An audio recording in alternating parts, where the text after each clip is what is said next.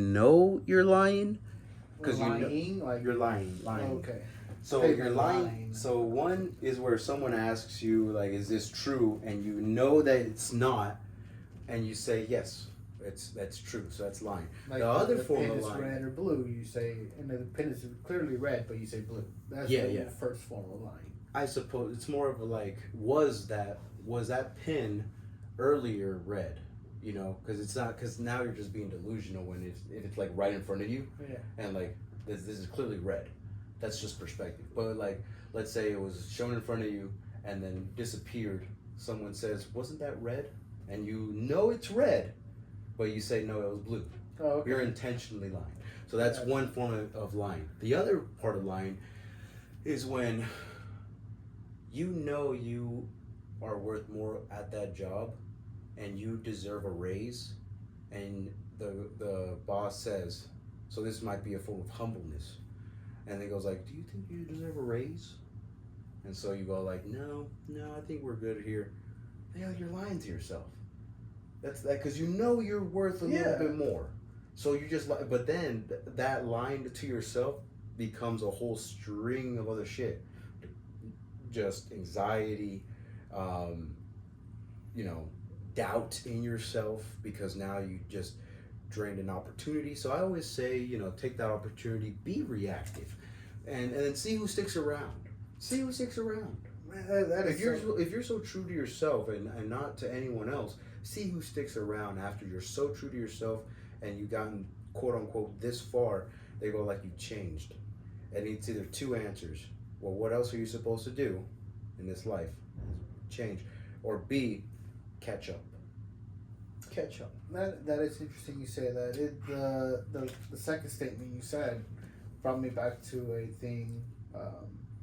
Always overbid, or always if you're worth 50,000, say you're worth 72, always go extra and above. Yeah. So they can meet you in the middle of where you actually want. Mm-hmm. You know, it's like salesman. Always say, learn some business etiquette, because everything, when you talk to a different person at all, it's a business transaction in my mind. What do you want from me, and what can I do for you to actually achieve this goal? Mm. And that's the way, at least I look at conversations now, after having just working at corporate and everything. Yeah. Like, man, everybody's looking for something or wanting something, so they just get straight to the point or something of that sort. So when you say you're lying to yourself about deserving a raise, yeah, you deserve a raise every single day, every single year you're at that company. But if it takes 2-3 years to get that talk about that promotion, you better keep counting in your heads how many years you've been there and go 3 times what you want. Yeah. This way they could value your value in your tenure. Will they throw that away? And their response will show you how much they care. So that word value, you know what I mean? If you value your time as much as your boss keeping you in and hasn't fired you yet. You know, it's one of the rules for Jordan Peterson. Take care of yourself like you're taking care of someone you're responsible for.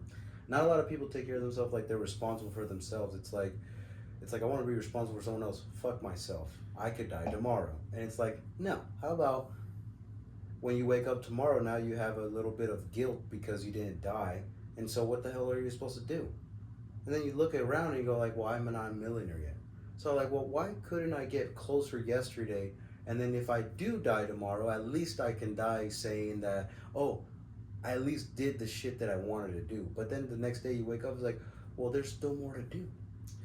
I'll say this. What helped me come to that realization that you just said, was because I still to this day still believe that, hopefully there's no need for a therapist session, but I don't give a fuck about myself. I could die tomorrow and I don't give a fuck.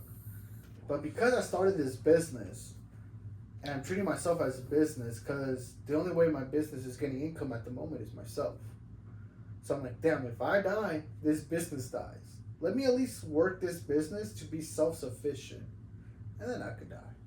Yeah. So that's my ultimate goal of like caring for myself as caring for other person, or keep going. Well, there's that. Was I was able to make a business to care for like a little baby and be like, I'll nurture you, make sure you're wealthy and nice, and if you make me $1 million, hooray. Yeah, and so that's where I don't get these fucking new age people.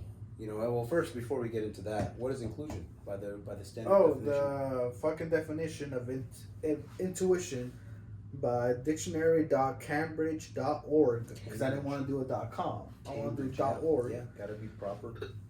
This is a knowledge form. An ability to understand or know something immediately based on your feelings rather than facts. That's the definition, black and white, that's what it says. Mm-hmm. And that could go to a further extent, because nowadays people are running on feelings.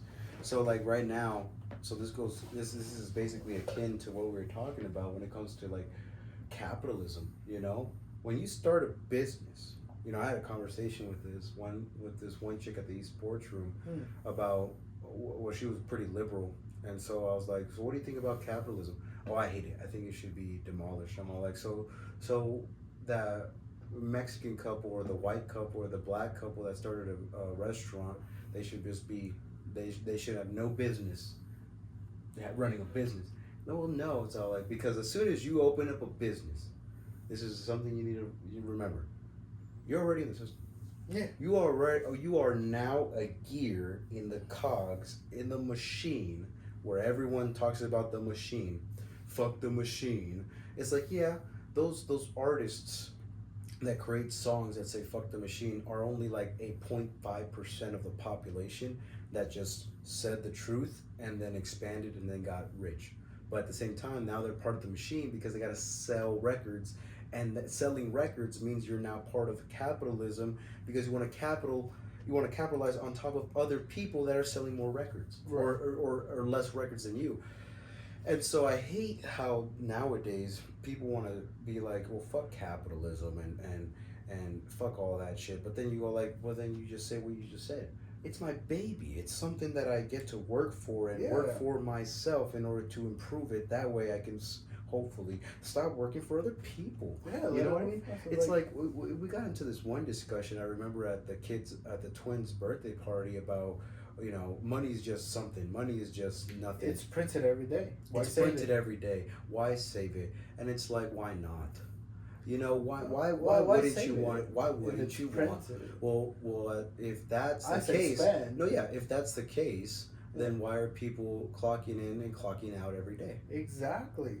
But when you say exactly, you have to know that now you're agreeing with this world runs on money. 100%. And so the people that say fuck money, fuck capitalism, delusional. All I'm saying is it's more beneficial than to run your own business, create your own income, or even have diversified investments, than working for someone, punching out. Because at the end of the day, you're working for someone. Someone's signing your check. Mm-hmm. You know what I mean? You're not your own boss. And at the end of the day, you're going to think about that in the very back of your subconscious. So I'm like, what the fuck am I doing? Just waking up at this certain time, working for this asshole, or like something, and then maybe it expands, maybe it doesn't, maybe you're just done. You know what I mean? You're just zoned into your job. You like your job, and you like clocking in, clocking out. I don't know. That type of person. Well, we need those people. The thing is, we need those people. But whenever people say, "Oh, capitalists are taking advantage of people," it's like, we didn't hold a gun to your head and to work for us. No, we're actually paying you a salary out of our salary. That was agreed on both parties. You could have said no. That's it. The people that are saying that are probably working at like a cashier job or something like that and just hate their job, and like they're taking advantage of me. You can't play the victim card as soon as you fucking clock in. Mm-hmm. You clocked in. You could have easily stayed at home. I've walked out on 20 fucking jobs. You know what I mean? Yeah. I didn't take shit from anyone.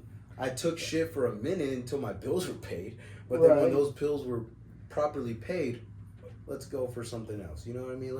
Let's strive for a different opportunity. That's the greatness of being a human being that we all are. unlike another animal off the street, we're able to migrate. Yeah. We're able to move from a situation to situation. If we don't like our environment, we have the capability of moving.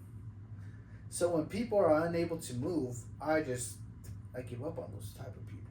Well, like, do you agree with the Joe Rogan quote about you are a product of your environment? Nurture versus nature. I suppose, you know what I mean. Like you're more of nature than you are of nurture. I am more of nature over nurture. So I've been thinking about. No. Yeah. I'm more of nurture over nature. Well, I've been thinking about like you know, we have 4 brothers, or I have 4 brothers, you know, including yourself.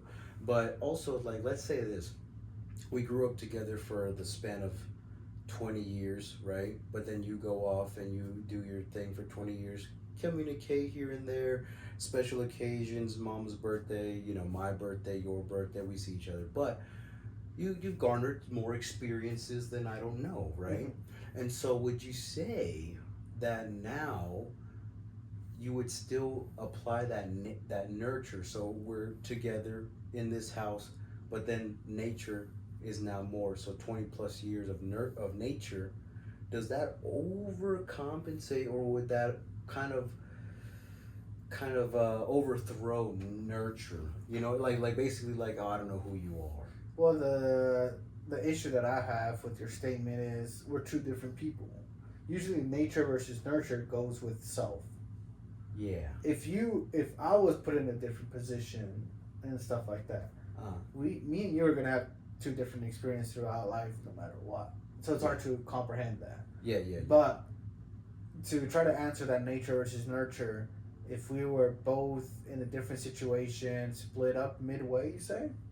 Would I still know you to this day? Let's just take the count of 20 years. I would say I would not know you due to the fact of nurture. You were raised differently than what I was raised. Because my mind is that you left with, I don't know.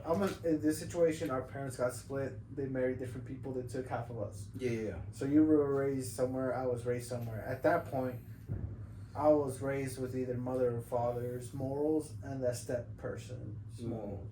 You were raised the same thing.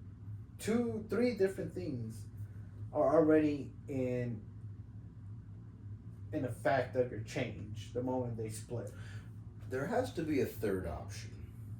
So nurture would be the, you know, how you were raised. How you were raised and how that applies to yourself. And keeping raised. And keeping, but the thing is, like, you're not going to escape nature. So I feel like nature is kind of like an 80%, nurture is a 20%. No, man, I'm opposite, because no matter where you have put me in Japan, put me in Korea, put me in Mexico, as long as I have the parents the 2 people that raised me, the values that you've learned as a child, the developing ages, right? Well, then that will still keep core, no matter where I was. When we look at Erickson's stages of the development in developmental psychology, which I'm in, so the theory is you have these certain stages, and I think 3 stages only go from when you're born to the age of 18, maybe even 20, young adult. But then you have the other stages, right? So the other 5 stages in which technically you would move out. Technically you wouldn't see your parents, so now you're not gaining any moral values besides the ones that you've learned out here. So this is why I kind of say that 80-20, maybe even 70-30, you know what I mean? And so let's say the scenario about, you know, you move to Japan, you take the moral values from your parents over there, but they're not the same moral values that you would apply to a different country. And so you kind of have to adapt, because you said humans are adaptive. They never leave you, but you would say that percentage as you age starts to dwindle down. Going like, well, maybe I don't agree with my parents about this statement or that statement. I'm at a point where literally I don't agree with them about the money, how to handle money. 100%. You know what I mean? I believe in investments. I had a discussion with my mother about this, you know, about gold. You know what I mean? Like, why? Like, I see you wearing gold earrings and gold stuff, but they're only 10 karat. And she's all like, well, you know, they look nice. And it's all like, well, why not 14? Because it's above gold. And as soon as gold is at a certain value, it's worth more than the 10 than the 14. It's like, well, it's more expensive to buy 14. Yeah, but if we agree that gold raises up in value, then that 14 is worth more because it's more gold than another different types of metal. Because 10 karat is like, I think, below 50% gold. So it's not going to sell well. So 14 karat will sell good because it's like at 50, maybe even 60% gold and other metals mixed into it. And so she kind of like thought, and I'm all like, yeah, like if you buy 14 karat, 18 karat, 24 karat, obviously it's more valuable than 10 karat, and yes, more expensive. But in the long run, you're not going to be able to sell that 10 karat versus the 14 karat. I see your point. And so I feel like that's where like we deviate. Let me propose this question here, because I think you're like a business mindset in a way. What's more valuable, the land or the house? The land. Nurture versus nature, in my mind. Well, which one's which? Nurture is the land. Nature is the house. Yeah, you're gonna build toward your environment. I'm not gonna build a Tokyo home in the middle of America. I'm gonna build an American home. If I'm in Tokyo, I'm gonna build a Tokyo Would you home. Want a one-story or a two-story? Doesn't matter how I build it, but still I'm gonna build it. But I got that land and that freedom to build by my parents. They were able to inherit. I was able to inherit that ability to build what I want. So you say I have a business mindset. I'm always in the game to sell. Yeah. How is this certain thing that I've gained going to be worth in the long run to someone else? So I don't care about, literally, I can buy, I bought a couple of 14 karat gold bracelets and a ring, and all I knew is that gold's going up. Mm-hmm. So I didn't have any attachment to it. You know what I mean? And so I was able to just sell it. You know what I mean? And so, like, let's say I had land. Let's say I had a house. If I knew that that land was worth more to someone else, I would sell that land to someone else in order to get my investment back, but and then some, buy another property or even another land. And then instead of a one-story house, I'll build a two-story house based on the economic area. So what's worth more? And then later, 30 years, 40 years down the line, that two-story house on the land that I bought is now worth, let's say I bought it for 200,000, 300,000 is now worth 1.2 mil. You know what I mean? And that's how I think. I think in the long term rather than the longer term. It's like, well, this carries sentimental value. I don't know sentimental. I don't know. That was the one thing I learned about interpersonal communication, is that my empathy is really low. From one thing that I've recently learned about financial stuff, Warren Buffett, the best investment on the longevity of it, when to keep it, when to sell. He had a couple of rules on when to sell. He goes, but keeping it forever is the best. Land never depreciates, so it always goes up in value. It never depreciates. Land never. It doesn't in taxes and doesn't depreciate. If land never depreciates, we would see so many Native Americans. They have their own fucking land and no taxes in their own land. But the thing is, we would. They have enough benefits. But the thing is, we would see millionaire Native Americans, because if land ever depreciated, so this is my thinking, right? If land never depreciated, the government wouldn't sought out the land that was most dry. You couldn't farm. You could build a home, but it's not going to be worth anything because it's miles from anything else. It's like there's always quality over quantity. You know, I can give you a million pennies, but all you've heard was a million. But you'd rather take $1 million $1 bills. You know what I mean? And so when it comes down to land, I would feel like land does depreciate in value, just depending on where it's at. Everything, there's variables to everything. That's in my opinion, the scientific standpoint that I take is that, question everything. but also proper investments. You know where to invest. That's why, like, I seen this one. TikTok or a short of this one dude going like, "Did you know that this politician, you know, invested on the short term and then he went on the and then he sold. Now it's like $1.2 million in stock." Learn how I did that by following me, and so like that's how they get you. You know, it's kind of, you gotta have to be in the know to know. So you have to be in the system to work the system. So basically, like, so definitely land does depreciate though. It just has variables. In what scenario does land depreciate? I buy land at the quote unquote low over in fucking let's say, let's call it Benton, Kansas. Let's just say that the extension of Wichita stops at Andover and doesn't even reach or touch Benton. Let's just say, scenario, a variable. No one's gonna want that land. Everyone's moving out.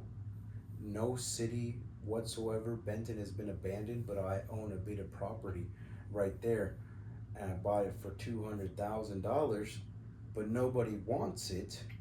Now I have to sell it at a loss. And nobody even wants that because nobody lives there.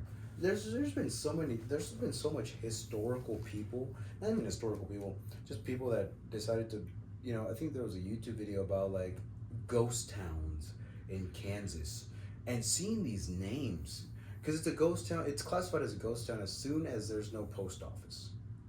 So as soon as the post office leaves, it is now considered a dead town because you're not getting mail. You can live there, sure. There's probably like 1, 2, population can be 13, but there's no post office. So the U.S. government does not recognize that even as a town. And the thing is about these names is that the people that started it were so fucking narcissistic. Like, my name is James, so I'm gonna call it Jamestown. You know what I mean? Like, my name's Eric. I'm gonna call it Ericston. If you bought the town, I would like to name it myself. No. Back then, you discovered the town. Back then, back then you started a town. Yo, government, I found this piece of land. Let me put a post office. Okay, now I'm getting now I'm getting grants from the government to develop this shit. Everyone's moving in. I couldn't keep up with it. Everyone's moving out. The government's all like, well, you know what I heard? Yeah. I don't know, correct me if I'm wrong, this could be false advertising. I barely know a lot. But the people that made up the continents, the maps, and everything were the map makers. The map makers who made the map put a name to everything. No. Oh, no. But the Americas was made by what if I told you the Americas were named after the guy who drew up the map and his last name was America? How shocked would that be? That America was. It wouldn't be shocking, but I would definitely be surprised. Yeah, do some research into it, because I don't know how to search it up, or what to do, or how to even answer that question. Because it was the map makers made up the names of the continents, or made up the names. America was named after a map maker, if I'm not mistaken.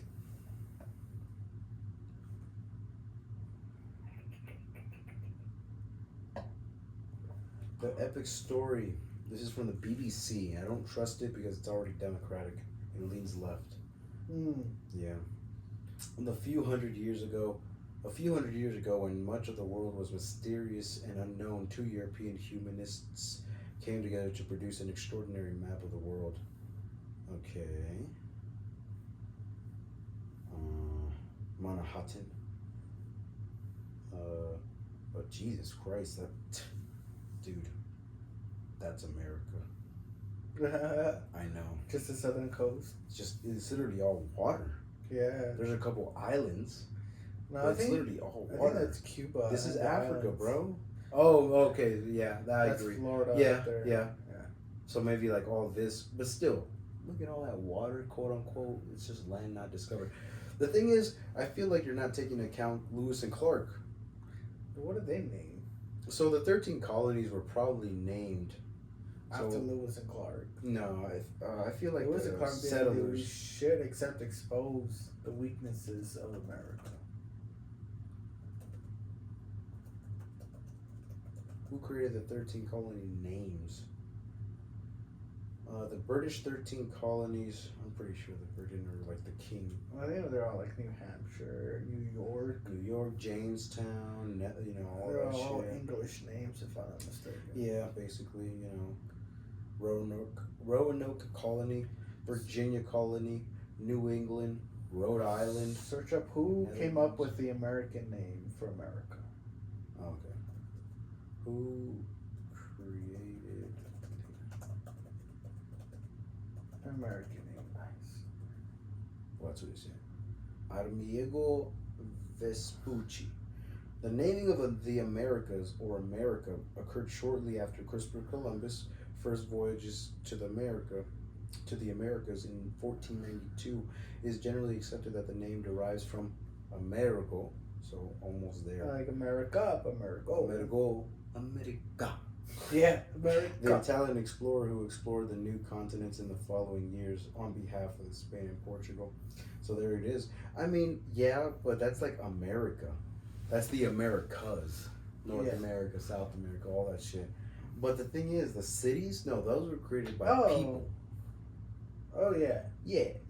Kansas was named after the Kansas people. Yeah. Well, like, when you take into account that 13 colonies was created or derived from colonies from England, so New England, New Hampshire, Virginia, all that shit, okay. But then when you go more to the east, you get Kansas, which is basically Native American, or you get Oklahoma, which is Native American. But then you get California, because we now got Mexico. We now colonized Mexico, or bought fair and square. All right, Mexico, don't get it twisted. Mexico did sell it. All right, Mexico You sold it. And we bought it at a low price, and we were more than happy to buy it. Oh, but the history book said you stole it and you guys started a war. What? What history? What? There was a specific document signed of what was agreed upon and the money agreed upon and everything. It was a business transaction and Mexico got fucked. 100%. I'm gonna take this to the extreme. It's like a woman going to court for like a rape case, and then she signs a document that says she's gonna be rewarded $1 million if she keeps her mouth shut. 2 years later, she opens her mouth. She doesn't want the million. She wants 10 million because she's gonna make so much money publicizing all this shit. I agree with that statement. It's actually. like that's kind of you signed something. You know what I mean? It's way extreme. Well, you get all these Mexican Latinos that come into the United States, and then say, "Well, I read history, and you guys stole the land." Relax. You fucking Relax. stole Well, it. first of all, first and foremost, welcome to America. And you fucking lost. It's like first and foremost, welcome to America. Second of all, have you heard about the Constitution and your Bill of Rights? No? Okay, interesting. First of all, they don't fucking apply to you, motherfucker. Basically, we gotta go through 5 steps before we can discuss the Mexican-American War, because you've made that the first, and it's like, do you even know the Constitution? Do you even know you're in the best fucking country in the world right now? And the fucking statement you just said gonna get you hung. Aren't you happy for that? I'm so right. No, right? Aren't you happy for that you're able to if share I made this statement, I wouldn't get hung in my country. So why'd you come here? Complain about a different country and feel happy about it. Well, like this one dude on Turning Point USA debating with Charlie. He's all like, "Why can't I'm a Asian immigrant from Asian immigrants, and I came here on a I got my papers and everything." Mm-hmm. And he's all like, "Why do you think that we shouldn't bring our own culture in America?" And Charlie's all like, "Well, because we have our own American culture. Wouldn't you be offended if I went to China and wanted to put American customs onto you guys?" And he's all like, "Yeah, but America's a melting pot of all different cultures. So why wouldn't we want to put in more culture. It's all like, yeah, but why wouldn't you want to be a part of the American culture? You know what? Why don't you know the Constitution? Why don't you know the Bill of Rights? Why don't you celebrate July 4th now that you're an American citizen? Why don't you know the fucking presidents of the United States? Why don't you know your fucking rights? Oh, because I actually want to put in my own culture in America to dilute the American standards of culture. That way it becomes a new China. So you want a new China in America? He basically called himself out. I didn't say that. No. This is a student on Turning Point Did USA. He say that though? He called it like literally the dude. China. Basically. No, but did he say that? Let me get that laptop. I'll pull it up right now. If he said that, okay, but I was like, that's going pretty. He basically walked himself into it. But I see your point and your assumption into that. But not assumption. He spoke it. He spoke it. My concern is what happened to Chinatown? It's still Chinatown. Then why can't you guys be happy over there? No, the thing is, they are. Then make your own towns everywhere you guys are. Mexican town, Vietnamese town, whatever you guys want, build it there. Let the Americans run the American way out. There you go. No, but there you go. You have the freedom to be who you are. Gather around the people who you are, but don't change what makes you free to begin with. Basically, don't come fucking up our freedom and culture. 4th of July, Veterans Day, all that shit. They want to change that? Not change it, but they don't celebrate it. And they'd rather much be like, why isn't all America celebrating Cinco de Mayo? Why isn't all America celebrating Chinese New Year's? Why isn't all America celebrating Juneteenth? You guys celebrate it amongst yourselves. Do it. This is an American holiday. Why convince us? Why aren't you shooting up fireworks in the middle of the night on 4th of July? If you guys want to celebrate, you guys have enough freedom. When I say you guys, it's every race that feels that they're belittled by the Americans. There's no such thing as race. There's such thing as people. Or people, whatever, the days, them. You're a fucking race at the end of the day. I'm a Mexican race. Maybe on Charlie Kirk's channel. I don't think American race is something. There is. The thing is, like, it's is like there saying. An American race? Well, I corrected my dad. Do you believe you're an American race? I kind of believe I'm an American race now that I'm thinking about it. The thing is, there's not such thing as a race. There's just thing as a. All right, that's a cultural second divide, time you bringing up race. Why can't I say race anymore? Is that part of the new terms? Well, the thing is, nowadays, black people are going like we want our own. We want our own black community within universities. You guys already have. And then white people are already going like, oh, but isn't that segregation? Oh shit. That's Chinatown. Let them have it. No, white people are welcome. Chinese people are going like, welcome to Chinatown. Come to Chinatown. But hold up, okay, it's going into an hour. You were racist. The voice was a little racy. I was like, the voice was a little racy. Give me a second. Okay, I'm pretty sure. I reset the iPhone, so I'm just constantly checking on it because sometimes iPhone's retarded and it's just like. After I delete all the photos, it thinks I didn't delete all the photos, and it's like, what the fuck, bro? Whiskey. You want another whiskey shot? Oh no! I'm just trying to figure out the fucking. So I got 2 more. Bring them out. You down for another shot, bro? I could. Bring it up. It's like, bring it up. They're nice and frozen, so it goes down smoother too. Even better. Like I said, it's a liqueur, so it's sweet as fuck. And I'll be honest, I kind of diluted this tequila, so Fresca is nice and cold. Hey Oscar, can you bring me an ice? Maybe 2? I'm trying to find this video of the Asian student kind of walking himself into that conversation. Thank you, sir. Let's see here. This is my first time doing 4 shots in a day of this. So before we do the Asian guy, because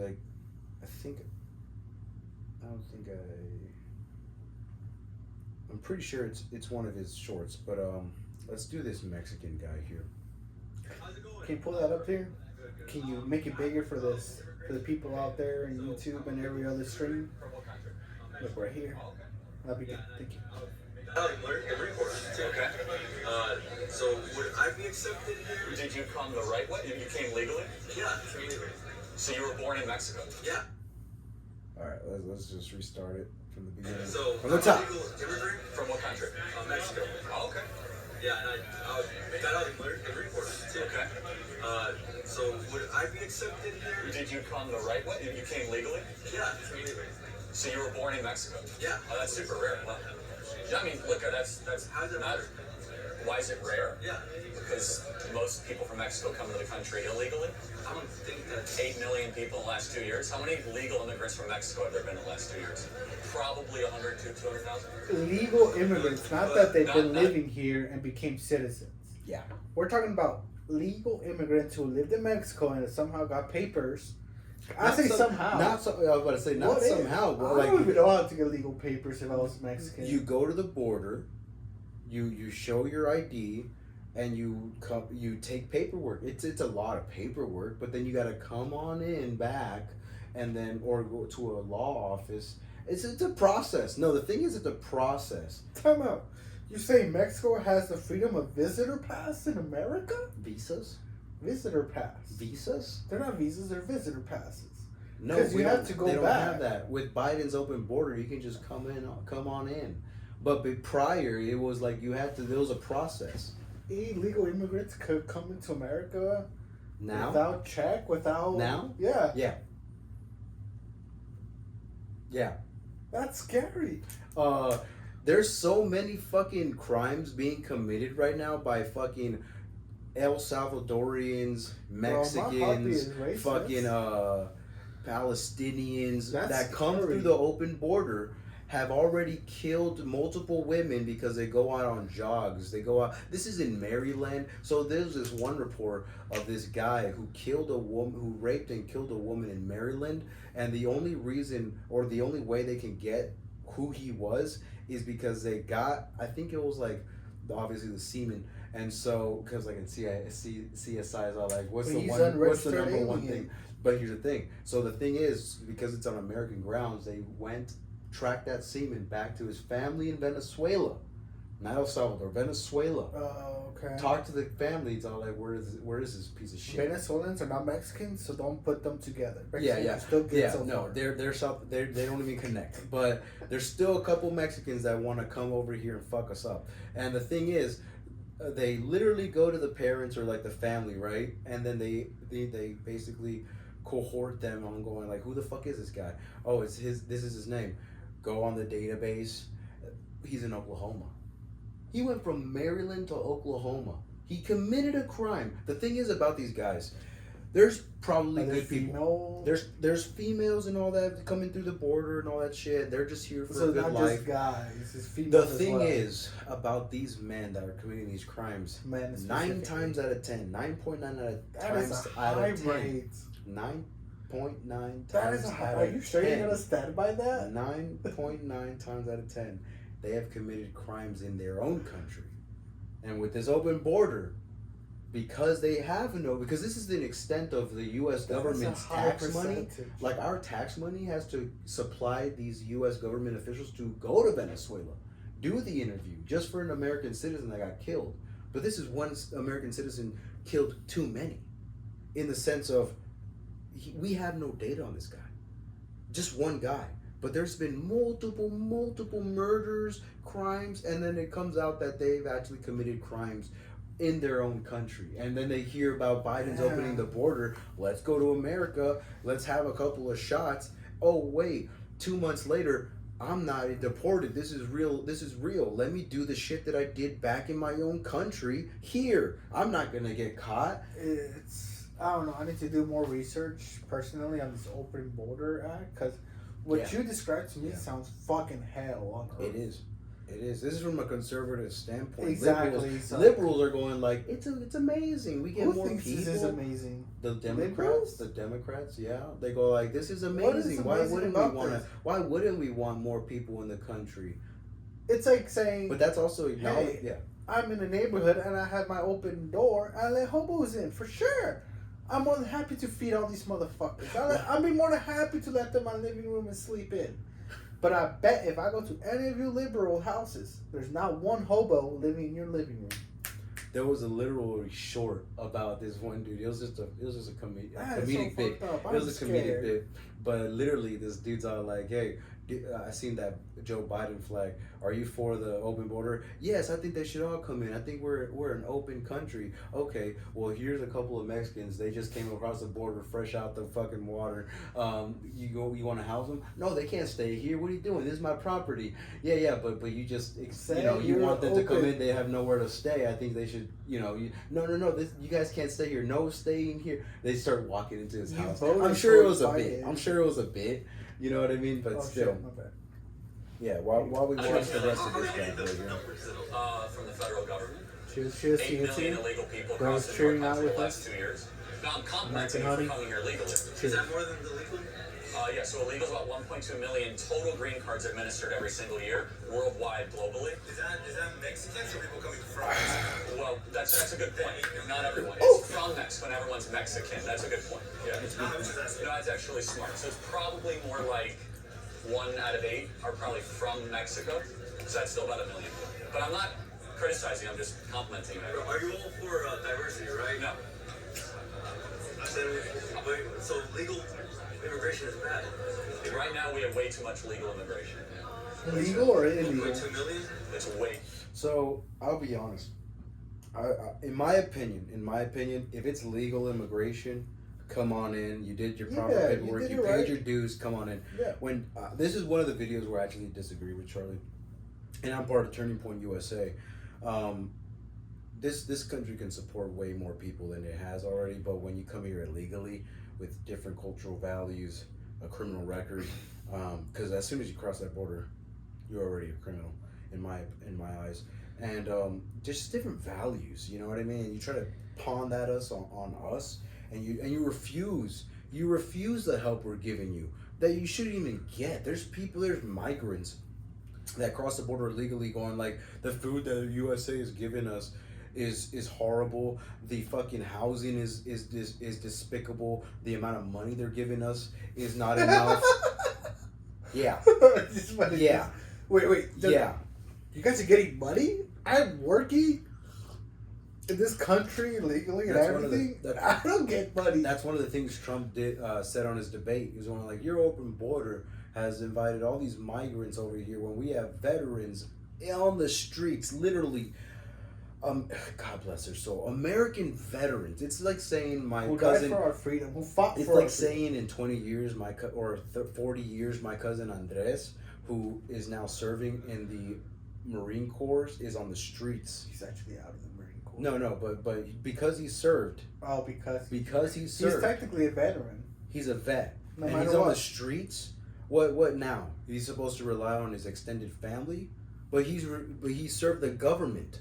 And we're over here putting our tax dollars over to these migrants, El Salvadorians, Palestinians, Iranians, Chinese, Mexicans, coming over the fucking border illegally with a $10,000 debit card, housing, and food, and they're already complaining. The human species. You know what?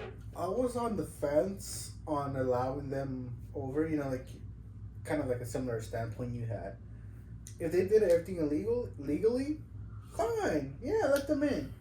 But after the points you just said, I kind of agree with Charlie over here. Oh, shit. I think we have too much. Well, when we go further... Let's limit that.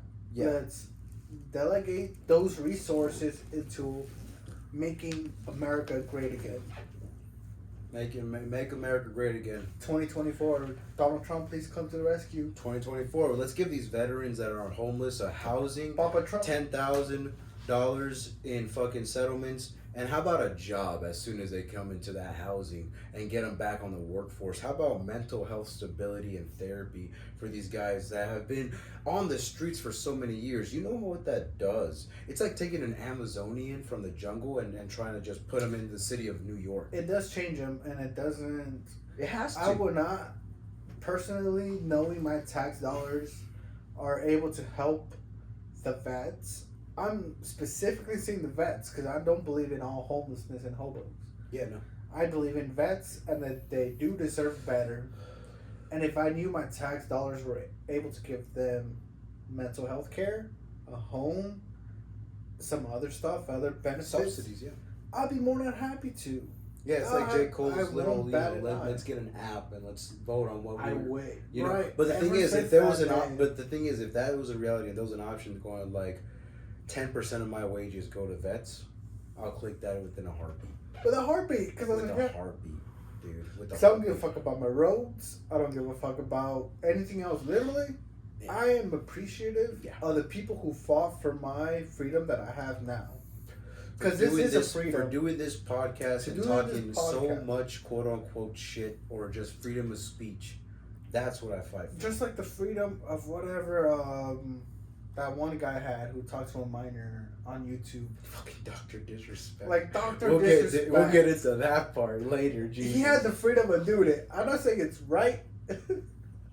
But the freedom of capability, I'm so getting canceled. I think that's freedom everywhere, dude. I think you could be in Venezuela talking to a minor in Venezuela. I think that just happens. I'm not gonna front, dude. I think that just happens. The thing is, we're not defending it. This is definitely gonna get us canceled. This is definitely gonna get us canceled. But listen. We know it happens every day. This is just the guy that got caught. Okay, Jesus Christ. I've never talked to a minor if that's what you guys are getting out of this. She said she was 18. She said she was 18. Jesus Christ. Oh my God. The thing is, I think that's just cultural thing. You know what I mean? Like, in the U.S., you have the right to do whatever you want, but there's laws. And the thing is about these migrants is that they're breaking laws. The thing about Dr. Disrespect, he broke some laws. Talking to a minor, wanting to fucking go into a TwitchCon event with her. Piss off. Let's keep going with this because Oscar's losing. Okay, how about let's backtrack a little bit. Okay, diversity is bad. Well, diversity can be bad, yeah. Why? Well, because what if everyone's strangers of one another? Speaking different languages and has nothing in common. How's that a country? They can learn. Are they? Yeah, they are. A lot of people learn. Is Ilhan Omar, is she assimilating to the American experiment well? Is that a congressman? Yeah. Has Ilhan Omar bought into the American ideas? I think so. She's a progressive. She's trying to help. So progressivism is an American value? Yeah. George Washington was a progressive? I mean, you can't go all the way to the 19... The country's changed. So this is where I disagree with this fucking asshole. I'm Mexican. I don't agree with this fucking asshole here. Why don't you agree with him? Because he's all like, why are you going back to 1970? Why are you going back to 1770s? Boom. Already, you don't even know your fucking rights and where it came from. You don't even know where you fucking, these values came from. These guys were settlers. You know, and Charlie's about to mention it. There's a difference between immigrants and settlers. Settlers are going to land to make new land. Conquer whoever the fuck was there. What do you mean? Expand on that just a tad. Yeah. So settlers are people discovering land in which they want to settle, in which they want to become or create their own new ideals. Immigrants are there because it's already established. Okay, let me propose this question to you, my good sir. Yeah. Is there a land out there unable to be settled? Nope. So all lands have been settled. So there is no value or no... No. There is no such thing as settlers anymore. There's such thing as settlers. Everybody who is moving to a different country is no longer settling, but migrating. If Brazil wanted to go into the Amazon and settle on Amazon property, it is up to the Amazonians to defend their property. Once the Brazilians have settled there... What do you mean? It is not Brazil. Are you saying Amazonians are not controlled by the Brazilians? They're not controlled by the government of anything. They're not controlled of anything. They're just tribes. So now we're getting into tribes. I say Amazon is literally its own, not saying its own country, but its own identity completely. So you can't say that the Amazonians have settled into a specific part of land, and if Brazilians want to come there and actually assimilate, all right, actually be a part of Amazon, now they are immigrants. Brazilians are, but if Brazilians want to actually quote unquote settle on that land, it is now a part. This is just human history. This is just human. Mongols did it. The fucking Alexander the Great did it. Christopher Columbus did it. Can I conquer America did it with Mexico. Yeah, if you had your own army and wanted to go to Amazon and be like, here's a flag, you guys are now Oscartown, and they go like, no, I'm gonna have to kill all your guys and keep the women and women. Keep the women and women. Keep the women and children. Genghis Khan #2. But that's the thing. The thing is about people. They don't want to understand that this is just how humans have behaved for the thousands and thousands and thousands. Well, we're in the technological standpoint. We're more peaceful. We want to be inclusive. We want to be different. Listen. Dare to be different. But unfortunately, this human celluloid has not changed for 100 million years since we were derived from either A, you want to believe in cells, either B, you want to believe in the perfect incarnation of Adam and Eve in the theological standpoint. Whatever it is, humans are humans. And we're going to want to conquer something. Either you conquer yourself, you conquer someone else, people don't want to use the word dominate anymore, but now it's become a certain curse word to use that. So we want to say conscientious. People are more conscientious than the other person. So, wait. What? Conscientious versus what? Domination. So people don't want to use the word domination. You have a brain. You have a brain exactly the same as the next person. That other person has not used that brain function viably, as in to its own advantage, to his own advantage. He's actually has been using it so poorly that someone else can come in and be like, "Here's $2 an hour. You can work for me," and he says, "Yeah, sure." That's not taking force. That's not doing anything. That's taking quote unquote advantage. If you want to use that word, I say an intelligent person coming to you that's more intelligent. So IQ. If an IQ of 130 comes to an IQ of 80, and decides to offer him something that the higher IQ guy knows he can afford, he's not taking advantage of the 80 IQ. He's actually using the 80 IQ more efficiently than he has been using in his own personal life. That's Stocks 101. Is taking advantage of what's valued less, investing into that, and knowing it's going to be profitable. We don't create shit. Yeah. We don't create shit. Everything has been created, just like in the We WWE. take 1% of selling this part of the company to somebody else that deems it valuable. That's YouTube. Stock.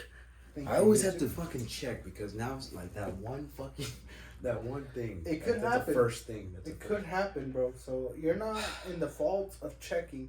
If we had a sound guy, which we do, his name is John. Hey John, why aren't you checking why aren't you giving me signals?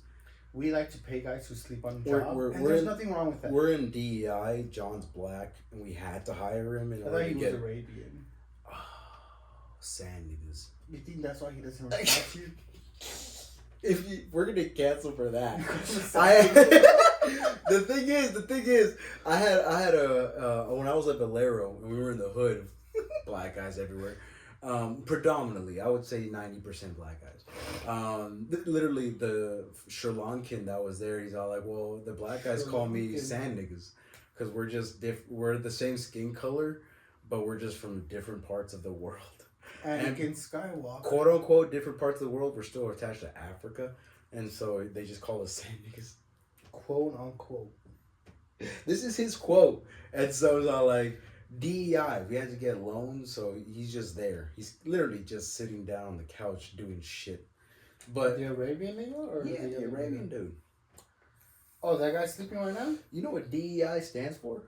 You just made that shit up on the spot. No. DEI is the enforcement of... Drink enthusiastically individuals. That's what DEI means. So DEI stands for diversity, equity, and inclusion. This is what America is running on. If you are any sort of different type of skin other than white, you have now an advantage against the white people. So if I was Mexican, I mean I am Mexican. You are Mexican. So I'm Mexican. If I go into Harvard, people are now going to blame me for being part of the DEI system. They're not going to think I'm smart. They're not going to think that I'm more cognitive. My cognitive ability is more on the upper echelons of them. They're going to think, oh, because you're Mexican, because of your skin color, this is what DEI, the negative of DEI is, diversity, equity, and inclusion, going like, because you're Mexican, you got in here because of DEI standards. You didn't get here because of your intelligence. You didn't get here because you knew what you were doing. You actually got here because this program is in place. No Child Left Behind. Oh, I hate that program. Oh, shit. Who That's a pretty good point. Yeah. No, that's a pretty good point. No child left behind. Leave that behind. Kick them in the fucking sand. If they're not smart enough to go into a university of like Harvard standards, Cambridge standards, leave them in the dust. Let them go to another university. But because their color of the skin, this goes against everything Martin Luther King has stood for. Everything. Everything. 100%. Not judge a man not by the color of their skin, but by the character, the content of their character. And if their character is not smart enough to get into this university, why are they at the university? Oh, because they're diverse, they want equity, and we are inclusive. That's not America. Not America. America is following your dreams and able to make it possible with no restrictions. Boom. Because when you read the Constitution, there are really limited restrictions. There are no restrictions. If a cop stops you, you can't fight that. And you know your rights, call for a supervisor. Mm-hmm. Chances are the supervisor is going to listen. Chances are. I would say a 60-40. The 40% being they're not going to understand. They're tyrants. Did I tell you about my story about when I had to call in over a police supervisor? Enlighten me. So, back when I was... I don't know how old I was. I had an ex-girlfriend at the time. Or girlfriend. I'm not going to lie. I'm a lightweight. This shit got me on. But they were smooth and nice and easy to go down, right? Wait, what? I thought the cop. I thought the supervisor. He was smooth and nice and easy to go down. I was all like... I kind of agree with that as well. Okay. But no. Okay. The full story goes like this. I want a supervisor like that. I was high as balls. Currently smoking while my girl at that time was going out to the clubs with her girlfriends. Your ex. My ex at the time. Her ex. She was going out doing her shit. I had no problems with that. Let her do whatever she wants. I didn't want to do that. Hell no. But she gives me a call around 1 a.m. saying, hey, I've been drinking. All the girls that I'm with have been passed out in the back of the seat. Okay. I'm at Quick Trip. I'm parked. I need you to come pick me up. Fair. All right. I've been high, but I could drive. Yeah. Thank you for calling me. I'm happy you're safe. I'm going to pick you up. I go drive down there. I pick her up. I pick her drunk girlfriends. I have to pick them all up, both of them, from the back seat. Yeah, I was an Uber, and I was like, I picked them up, drunk, passed out, into my back seat, and I was ready to drive off. A cop rolls in. Fuck. Hey, we've been reporting that this vehicle and these ladies have been drinking and driving, blah, blah, blah, and I smoke weed out of you. Fuck. I was like, okay, I have not been drinking, which I wasn't. I'm safe to drive away, and that's what I'm going to do. He goes, no, I'm going to need you to step out of your vehicle. You need to show me all your papers. I was like, fine. Here's my license. I was cooperative. Yeah. Here's my papers. Here's People everything. need to do that. Be cooperative. He goes, and what's your social? And I was like, I don't know my social off the top of my head. Oof. What, do you not know it or do you not have one? Oof. I was like, whoa! Exactly. Whoa! Exactly. Whoa! Exactly. Already. Lawsuit. I was hit. I already knew. I was like, oh shit. I was like, no, sir. I don't know my fucking social, but I am an American citizen and I know my rights. I'd be more than happy to pull it out. It costs somebody to pull that up if that's needed. But no, I don't know it. And he goes, ask me these different questions. At some point, I got upset and I was like, I need to talk to somebody else. I don't like it. I don't like how I'm being approached. At first time, I was like, damn, I'm being discriminated because I'm just Mexican. Supervisor pulls up, which is a female. She goes, hey, what's going on? This vehicle has been called on drunk driving. I was like, yes, I am her boyfriend. I came to pick them up because they've been drinking and driving. I'm taking them home. I am sober. Your officer here has asked me for my social, and I didn't like it. And she immediately, deers in the headlight, opened her eyes. She goes, he asked you for his social? I was like, yes, he did. And she's like, you're free to go. You're free to go. No worry about it. Take this up with our cousin Yanira. She is going to be an amazing attorney, an amazing lawyer. If you guys have been discriminated against, because I'm sure that's why she's doing it, call her. Yeah. Call her because this has been going on. I'll be honest. Like I was 23 years old, 22. And I was like, I've never in my life have ever been discriminated because I was Mexican until that day when I was asked for my social. Yeah. I was like, I've been an American all my life. And this is the first time I was treated like a Mexican or an illegal Mexican. And I was hurt. Yeah. And I was like, damn. He asked you for your social? Yeah. Mm-mm. Okay. I think this guy knows his rights. Let me just, okay, go home. You're good. Exactly. You're good. Bye. That's what the supervisor did. Before we get a lawsuit, before we get on the news, before we put a harsh name on Wichita, Kansas. Exactly. Because there are some racist motherfuckers. Because Kansas, if you go 2 miles outside, north, southwest, east of Wichita, you're going to get rural area farmer. And those guys think they can come into the big city, because we're the biggest city in Kansas, and put their ideals on people that are just different. Now that goes against like so much rights as an American citizen. But the thing is, I like to keep up with those. I talked to Ariana, who's a police officer here. I don't know if I can say that, but she is. I'm sure I can say that. She's a police officer in Wichita, Kansas. You know, and as I was going to enroll for the National Guard, I just discussed it with her. I'm all like, so what do you think about those guys that they know their rights, they record outside of a police office, and then those tyrants, quote unquote tyrants, that go like, you can't do that. What are you doing? Let me see your ID. What crime have I committed? So they know their rights. They know they can do that. They're in public space.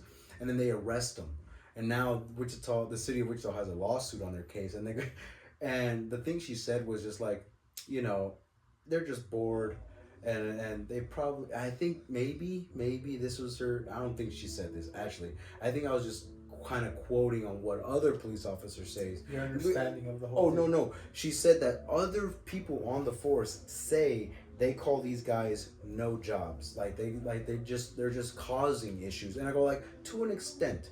Because to an extent. But at the same time, why don't these cops know their rights? Their own rights, everyone else's rights. Why is this guy coming out and already, I have the power, I'm a police officer, don't you know who I am? I know my rights. I know my didn't you uphold the constitutional rights and everything else about America? Why are you coming at me like this? I have the right to fucking do this. The way I see them now, after you mentioning that, was they're like a secret shopper for America. Oh shit.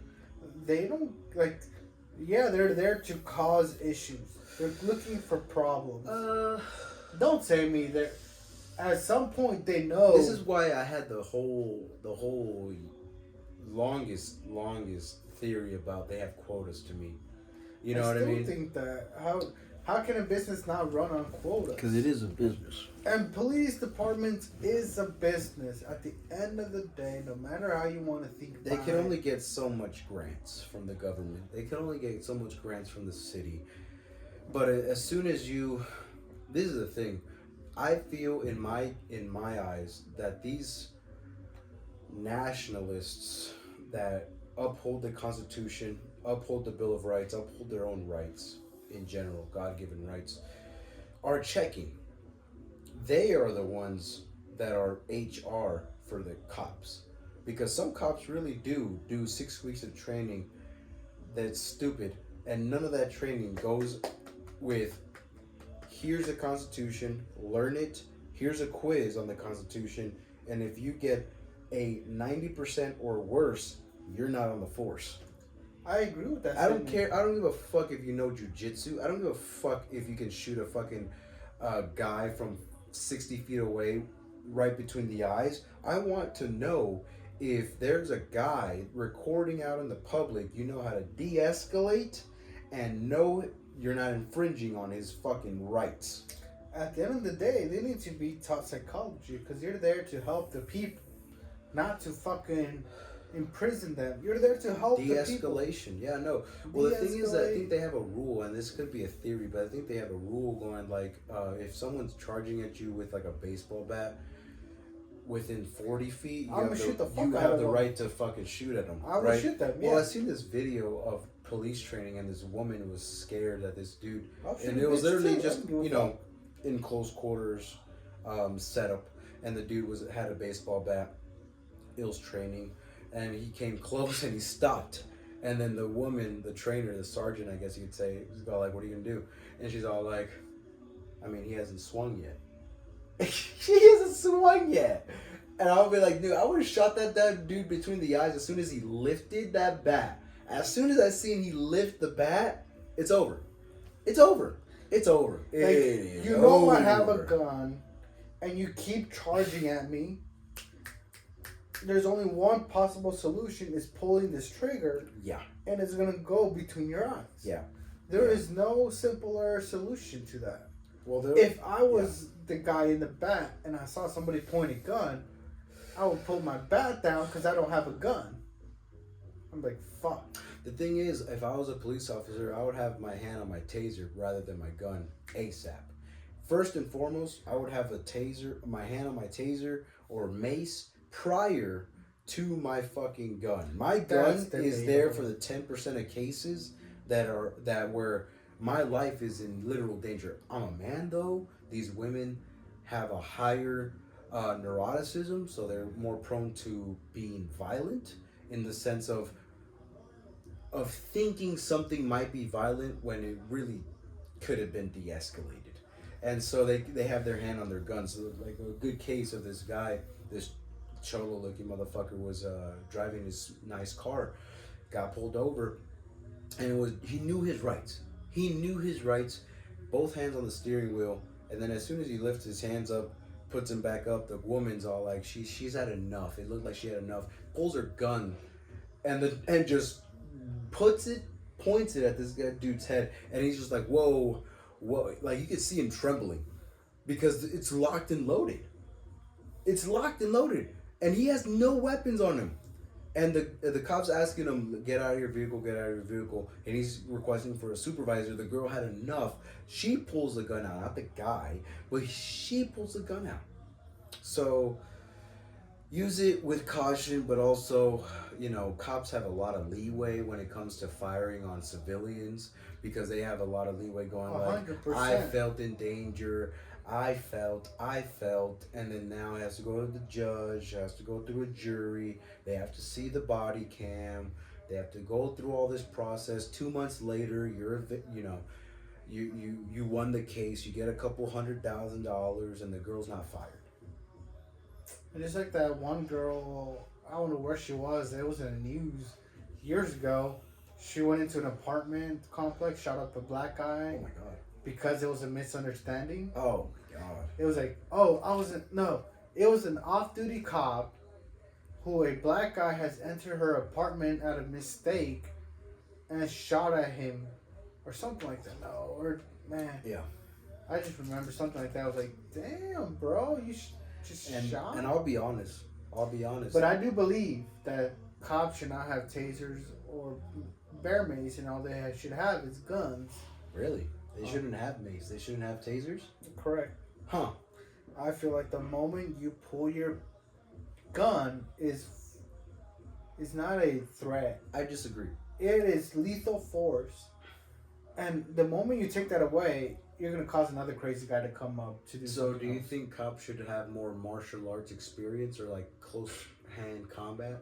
Because cops always had billy clubs. They always had those nightsticks. You know, because they always have to Before use guns. Prior to guns, they always had. I'm sure they had guns, but they would get that out because they fire knew shots. somebody's not cooperating, if you will. I say they should have tasers. I say they should have mace. I say those things should be used prior to weapons like guns. The thing is, because if you're downtown, someone's causing a drunk person at a bar is not cooperating with anyone or security, and he's just causing havoc. Tase him. He goes down. You put his hands on some handcuffs. No one gets, literally, the only person who gets hurt is the one who's causing harm to everyone else. But you didn't have to pull your weapon. You didn't have to go close to close combat with him. Mace, perfect example. You're in a wide open area. You know what I mean? Mace isn't used, or tasers wouldn't be effective. But mace, no one's around. You mace him in the eyes. He's now disoriented. Now you have the upper hand to get on top of him, put his hands behind his back. Have you played Hardline? Battlefield Hardline? I play it, but it's just, They don't have mace, but they have tasers. I feel like we just need that the police need to have more force behind them. Instead of defunding the police, we need more training. Correct. More training, more proper training, if anything. Not just regular training. Proper training. Proper training in psychological, in fitness, and to, like, when you see a cop, you should see them as a superhero. These guys are fit. These guys could run a mile. These guys could shoot a gun. These guys know how to de-escalate. These guys are the perfect role model, is what we should be striving for. Yearly checkups, aka training checkups, because these guys get in the force and they start to balloon up, because they are like, oh, it's been 2, 4, 6 years since I haven't had a case and I'm pretty good at what I do. Let me get fat. He gets fat. He can't chase down a criminal. Pulls out his gun. That's the, you know, I hate to make the reference. And there should be an age like as soon as you're like 50, the police and you're not in shape, should be like the WWE. Retire. Oh shit. You guys are there for a performance. When you clock in, you clock out. You're at a job. You need to perform that superhero role. Mm-hmm. If you get sloppy, you're not just harming the people around you because of your reputation, but the people you work with. You might cause somebody to get injured because you're underweight or because you're overweight. Injured or dead. Or dead or something. Like, I think Undertaker said this, like, the worst type of people he worked with was the people who were coming back after retirement or something. Like, these guys were sloppy. These guys were giving me concussions or something because they haven't performed a specific move in a long time. Yeah. And it's like, yeah, safety should be number one priority. And knowing that you have an unsafe officer physically and mentally patrolling your streets, you're going to cause an unsafe community. You're also this is just a human aspect. You're also going to cause those people that take that 1% and balloon it up to 80%. Oh, this one cop did this. All cops are the same. This one guy did this to me. All guys are the same. This one woman broke my heart. All women are, and that's just human. That's just human. You know, it just takes some type of development or behavioral attitude adjustment in order to adjust what the fuck you were thinking. And so we get back into this. Oh yeah, we were watching this video After 30 minutes of not talking about this shit, we're back. But it was a good point that this dude elaborated it. And so we'll go back. Charlie's point here. He's a progressive. He's trying to help. So progressivism is an American value? Yeah. George Washington was a progressive? I mean, you can't go all the way to the the country changes. The society changes all the time. Interesting. What What in the Constitution has changed since 1787? Amendments. There's been a lot of amendments. No, but what has been removed from the preamble or the Bill of Rights? Again, maybe back then we couldn't really do anything about the constitutions, but as time moves, we are more adaptable to change. Well, hold on, do human beings change? Constitution. We do? Can't make How fun of a have guy. human beings changed since the 1780s? Technology. I mean, Well, no, technology. I'm talking about human beings. Do you want me to go all neuroscience on you, or like? Well, no. How has even neuroscience changed? People can't really do emotional situations at all right now. We're too involved in technology. We've been changing little by little. Although maybe you're talking about like hunters that got. Well, let me ask you. I mean, so the physicality and all that. No, I'm just saying, like, are human beings the same raw material that they were in the 1780s? Does like free speech still matter like it did in the 1780s? Like the Declaration of Independence says, one in the course of human events it becomes necessary for one people to dissolve the political bands that have tied them to another. Does that become less true as time goes on? And I'm asking for a reason. But that's because our system is built on eternal truths, not progressive ideals. So actually the American project is conservative in nature. Elon Omar has not embraced that idea. But anyway, going back to the immigration thing. We're real with liberal ideals. Are we? Yeah. Where? Everywhere. Like, democracy? Where is democracy in the United States? Hold on. Where is democracy in the U.S. Constitution? Where does that word appear? I'm not. It doesn't. How about in the Declaration?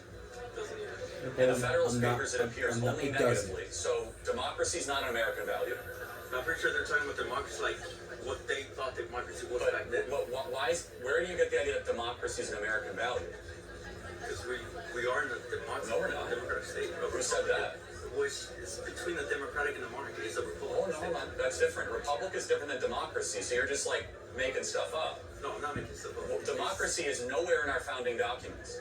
At all. Where did the republic from Oh, no, republic, yes, that's a different form than a democracy. Totally different. It's just a rewritten democracy. No. Republic is you have irrefutable eternal truths that do not change just because the majority wants them to change. Life, liberty, pursuit of happiness, property, separation of powers, independent judiciary. A democracy is this. I want to be able to take away their rights because I don't like them. Nazi Germany was a democracy. Was it? We don't like the Jews. Give us power. Was it? We're going to take their Was it? Welcome to America. rights away. Whoa. Hitler was democratically. Whoa. Take it back a step. Take it back a step here. Let me rethink this situation. Is Nazi Germany a true republic or a true democracy? Would you agree or disagree, viewers? I'll give you 5 seconds to comment. Democracy. It's not live. Democracy is a system of government by the whole population or the eligible members of a state, typically through elected representatives. Hitler was elected. He was elected, and they all did vote that Jews were evil, and they did do something about it. There you go. Republican would be like, we elect someone, so that's just... No, search up the definition. Of Republican? Yeah, Republican. Because I knew that we were not a democracy due to that reason. Under the Republic, which stands one nation under God, indivisible, for liberty and justice for all. But what is Republican definition of? LGBT, liquor,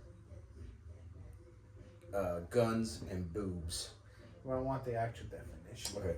A Republican is a form of government constituted belonging to or characteristic of a republic, person advocating or supporting Republican. Okay, so what's a republic? Yeah, what's a republic? Because there was a republic in the Star Wars era. A state in which supreme power is held by the people and their elected representatives, and which has an elected or nominated president rather than a monarch. Way different than democracy. Yeah, democracy. Way different. Democracy even says right there, or all the eligible members of state. Eligible? Republic is already the people. People are twisting. People are twisting the shit. I'm a Marxist. I believe everyone should be in support of everything and create their own fucking thing. I believe in dictatorship, but that's just me. I think that's honestly the best way to rule. One person making all the decisions. All the decisions. 100%. One person. Has that worked out for Cuba? Has that worked out for North Korea? Are they still around to this day? Oh. Thank you. Oh. I'm just saying, it works. Maybe no not. one wants to touch them. I guess if you want to just leave it in your own country, sure, right? But what if America has that power? No, it's too diverse. But what if America has the power? I'm giving the devil his due. It's too diverse. If, let's say, Trump tomorrow decided, or, he got elected and says, you know what? I'm abolishing all causes. I'm going to be the one and only for the rest of my lifetime. If only. And my son is going to be my fucking, what's it called? I did not agree to that. I agreed to one. But that's what it is. A monarch is one guy making it's all the king, rules. No, king and queen. Now his lineage. And then other subordinates onto that's him. how they keep the power. king had to literally make decisions based on what he had to discuss around other people. The knights had some type of input over the kings. See, my input of ultimate dictatorship is not let your lineage follow, but what the people follow. Yes, we want this one guy to do all the rules. Perfect. We'll follow him to the end till he dies. He turns 90, he dies. But no one agrees with North Koreans, Kim Jong Un. Nobody agrees with that. The people are just, they can't revolt because if they do, they're gonna get shot. That's one way to rule. Castro couldn't get That's one way to rule. You get rid of everyone's guns. You're the only governmental power, so it's already baby steps into a dictatorship. What these dictatorships are doing is the ultimate situation when you become a dictator.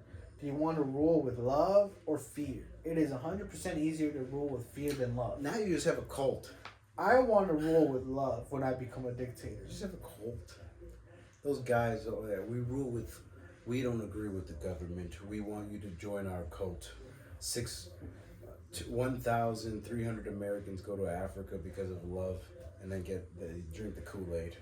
There's always a catch. There's always a catch. My catch when I become a dictator is you become whoever you want. Just know that it is being ruled by me and my board of people that I deem smart enough to rule a world. Oh, right there, board. A board. Oh yeah. So you're not a So you're not a dictatorship. You're a literal monarch, a king. I am the dictator because if they all say let's go left, I'm king of the castle, like king of the castle. Hell yeah, I am the king of the fucking castle. So you're a monarch. I am a dictator, not a monarch, because my kids are not gonna have the same dynasty I will. Oh, so now you're a dynasty. I am a dictatorship who ruled over a dynasty during my era. There's so many variables of ruling, of power. There is. That's what makes humans. It's like these hippies that go to communes and go like, that guy is smarter than all of us. I want to follow him. And so like you've already made somebody above you. Now you're part of something. You really don't have free will. Yes, I do. He just allows me to have it. But what if? So he has a power over you? No, he does not. It's like when black people go like, oh, there is such thing as white supremacy. So you believe that whites are superior than you? Hell no. Blacks should be equal to whites, but you just believe in white supremacy. Yeah, because there's a white fucking there's white privilege, and it's all like, so you do believe that that they're superior than you? No, I don't. Then we shouldn't be having this conversation. We shouldn't be having this conversation. That is true. What the fuck? To a point. Supremacy is you think someone's above you. But nobody's above me. So my dictatorship will rule over everybody else. Ultimate dictatorship, in my understanding, is like the electoral college. The people could vote for whoever they want, but the electoral college has ultimate decision of who becomes the next president. Dictator, a ruler with total power over a country, typically one who has obtained control by force. Bro, I will control this. This has come from power to force. You know, sometimes you will need to use force to get. All right, I will say that. Some people might need a little bit of force to persuade them into the right actions, and that's where I come into play. When you see my name out there in the ballots of becoming president, just know it's the end of. I don't think guys raping women by force, they claim themselves as dictatorships because now they dictate themselves on that pussy. Are we observing this in a ethics way or a psychological way? Because psychologically, I'm logical. Or logically, I guess logically you're right. Psychologically you're wrong. Psychologically I'm wrong. Please elaborate. If you fucking rape a bitch, does that not show some type of dominance over that same person? No. Why do you think prison rapes happen? It's to show dominance over another person. No. Whoa. Now it is a tool. It is a tool to show dominance. What do you mean it is a tool? It's a tool. Rape is a tool. How is it a tool? Because you just stated. If we go by your thinking, we say that you want to show quote unquote dominance. Yeah. Right?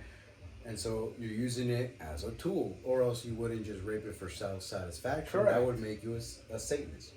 That would make you a very Machiavellian person. Okay, correct. But if you use it as a tool because you know that person's going to abide by all your rules, regulations, and obligations, because now I have some sort of superiority.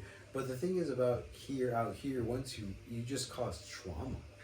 But we're not talking about what happens at the end. We're talking about that moment of raping. Like you will become some type of dominance over that person. There's that two words. Is that true or false? No, yeah, that's true. That is true. Because those 2 words or 3 words at the moment, at that moment, moments happen. Moments happen to everyone. Yeah. But should that obligate your thinking for the rest of your life? Rape victims. They think a man raped me. Rape victims from men. Oh, a woman touched me that was older than me, so all older women are into me. Then he goes out on a fucking spree for older women and they find him disgusting. Or a woman just goes to these feminist rallies and goes like, all men are bad because I was touched by my uncle.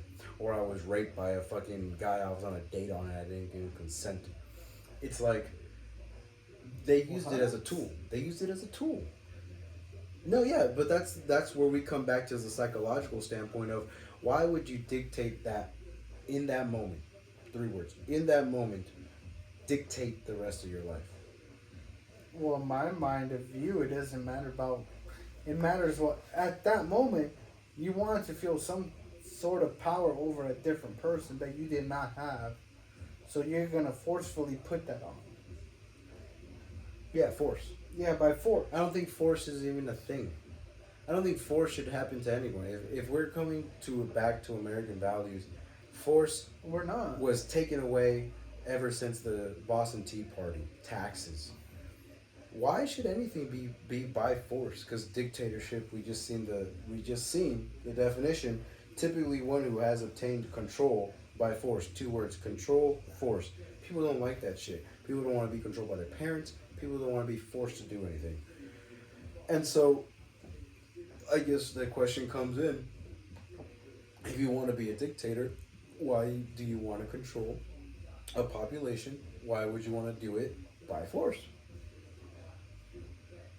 My ultimate value, if you're asking me as a future dictator, I would say I would want to rule by force to eliminate those people who want to fight against their own values. I guess. Oh, so you know a little bit more than what they want.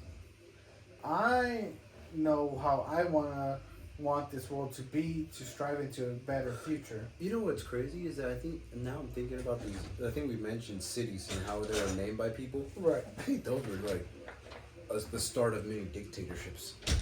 You name a city after yourself. And then you just have populations of people coming in and you want to... You know what I mean? But I'm going to name this whole entire country after myself. You know what's the smartest move? Is if you name the city after a tribe. Wichita. Wichitanians. And then from there, you kind of just, oh no, I'm compassionate. I named this after the Native American group. Why wouldn't you want to come on in? Going back to the carnivore diet, I want to tap into the nature of humans. Yeah. No. Well, that's Socrates' quote. You know, everyone doesn't like theology, so like religion, but they'll listen to a philosopher who believed in the religion. That's a great. Socrates says the most shameful thing about a human being is not seeing his full capabilities. Yeah, that is a shame. It's a shame. And I want to expose that to the American people. Okay. So definitely, you know, I mean, why wouldn't you want that value onto other people for sure? Because you're doing it with compassion and love. But that's what liberals are doing right now with trans people. Oh, we don't want them to. We don't want other kids that are curious about their gender. Is that love? Oh, but then that's the thing. You're gonna get people within your dictatorship that's going like, well, why is his value onto me love? Oh shit! Good thing we don't gotta worry about your values. There's anymore. that force. There's that force. There's that force. I'm sorry. We don't have to worry about your value. I'm so weak. Let's continue with this video. Jesus Christ. Oh. Elected. Yes or no? Yes. What was the question? Democracy isn't great. Take their rights away. Hitler was democratically elected. Yes or no? Yes. But So maybe democracy isn't great. That became a tyranny. Well, no, it became a democracy. Always leads to tyranny. That's what they don't teach in school. Republic, if you can keep it, does not necessarily. The whole thing the problem with a republic is that if the people no longer want a republic, then it ceases to exist. Has that been true throughout history? There's only been a couple republic governments ever, and that was Rome. The Roman Republic ceased to exist because they didn't want it to be a republic anymore. That's true. They were there for many years after. As an empire. Because they were an empire. Right? Republic. Remember when Julius Caesar took it from a Roman republic to a Roman empire? He basically called himself dictator and then became dictator for life. And then you had Roman emperors, not Roman councils, which were one-year rulers of Rome, right? Isn't that what Trump tried to do? No. Trump won an election, right? He won an election. Okay, let's go back to immigration. Okay, sure. You still want to... Can't make a point. Let's go back to this other point. No, yeah, that's fine. But you cannot bring people into the country that don't share your values and still be a country. You could be something else, you just won't be a country. How do you think this country was? This country was made by people coming from different places. Good point. So were we made by settlers or immigrants? Made by... What's the difference? Think about it. Ever asked that question before? It's okay, I'm not trying to put you on the spot, but there's a huge difference. A settler does what? Start something new. An immigrant comes to something already built. Which one started America? Settlers. So we're not a nation of immigrants, we're a nation of settlers. And yes, we have used immigration as a tool to enrich the American experiment because a lot of people assimilated. The Irish did, the Polish did, the Italians did, the Germans did. We are now losing assimilation as a primary prerequisite. Okay, so do more people speak Spanish or English in California at home, under the age of 30? Probably, I don't know. Spanish. And that doesn't mean you're a bad person, it just means that you're losing what a country is, which is borders, language, culture, amongst other things. That's not it. And that's fine. If the argument is we want to become something other than a country, then... Okay, I'm wasting too much time. You're not wasting time. I can't come up with anything else. I move my hands a lot. I'm so weak. This guy's an animated speaker, the guy that we just saw. Yeah. He moved his hands a lot. Like a lot. 10 seconds. 10 seconds for 2-hour cap. I'm sure we'll extend it. I wonder how animated was Trump versus Obama. I'm just a little curious. The only hand gestures the only animation I can think of is this. Is this and that and this. Other than that. Who did this? Oh no, this was Obama. Very animated. But not as animated as this kid. But he had something to do. I feel like this was... honestly, I still use this to this day, just because this is true. This is like, I'm not pointing at nobody. I'm putting my thumb up to slightly point towards a better future. I think that's what this means. Interesting. You know what's crazy is that I use Jordan Peterson's like this and like I've always had this for myself, like because I'm very whimsical, very dramatic, I guess you could say.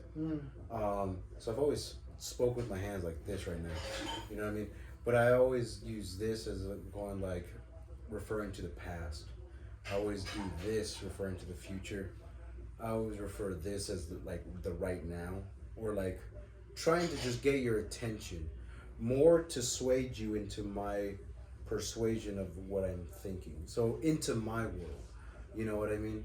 So that's why I kind of use animation skills. So maybe that's why I use it. We can go through psychological analytics for this, like just breaking it down. It could be possible, and that's why ultimately Lincoln won the presidency. Well, his speech was so good.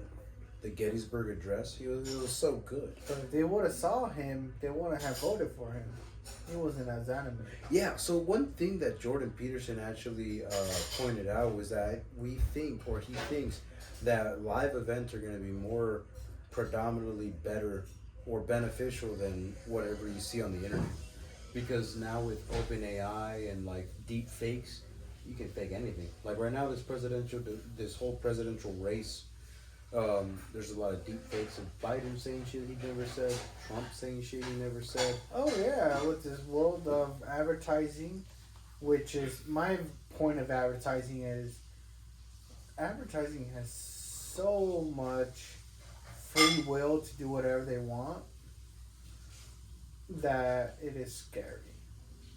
Well, what is free will? Able to do what you want without consequence. Free will, power of acting without the constraint of necessity or fate, the ability to act on one's own direction. Yeah. So I guess, acting what you want to do without any Repercussions. Moral repercussions, But we always come back to that word moral. Oh yeah. It's like there's been so many books. I've known a lot of people in the world. Well, when you look at the successful people, just look at what they read. It's always steps on how to become better. Quote unquote self-help books. But the thing is, you bought the book, so already they're 1% better than they were yesterday because you bought the book. Mm-hmm. Intention already succeeded. The other thing is like one more time. I reflected on this on my last podcast, the Wake Up Wednesday, Solo Dolo, about the book I listened to, which was The Game of Life and How to Play It. No one's saying a different stance. No one has disagreed with what is being said with that book. Treat people how you want to be treated. Have affirmations for yourself. Don't self-doubt yourself, because that goes into the subconscious. And whether it doesn't happen in an hour or two or a week, it's now embedded in your brain, and then next you know it happens, you spoke it into existence. How people want to manifest it into existence. The thing is, nowadays it's like, oh, we know something different. Listen, how Charlie Kirk stated it best: the human form has not changed within a million years. Why is it that you know different?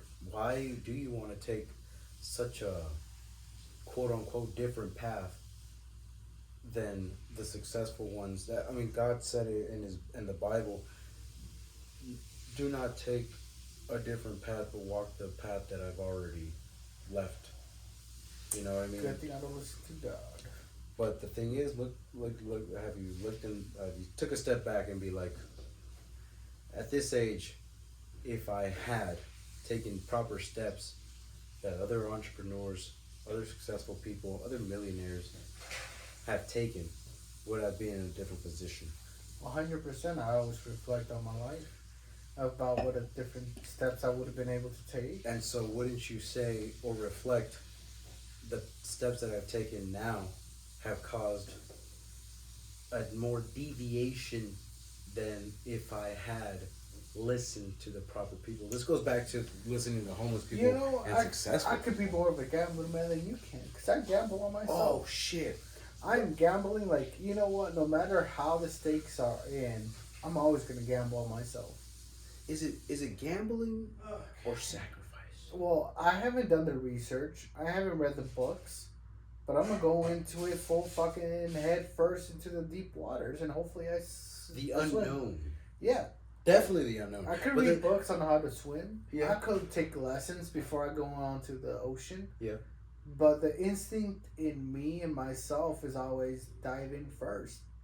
No, yeah. Sink or swim, and then you're going to find out. And then sink or swim. No safety net, right? No safety net. All entrepreneurs go with that mindset until they find something when they reflect on themselves.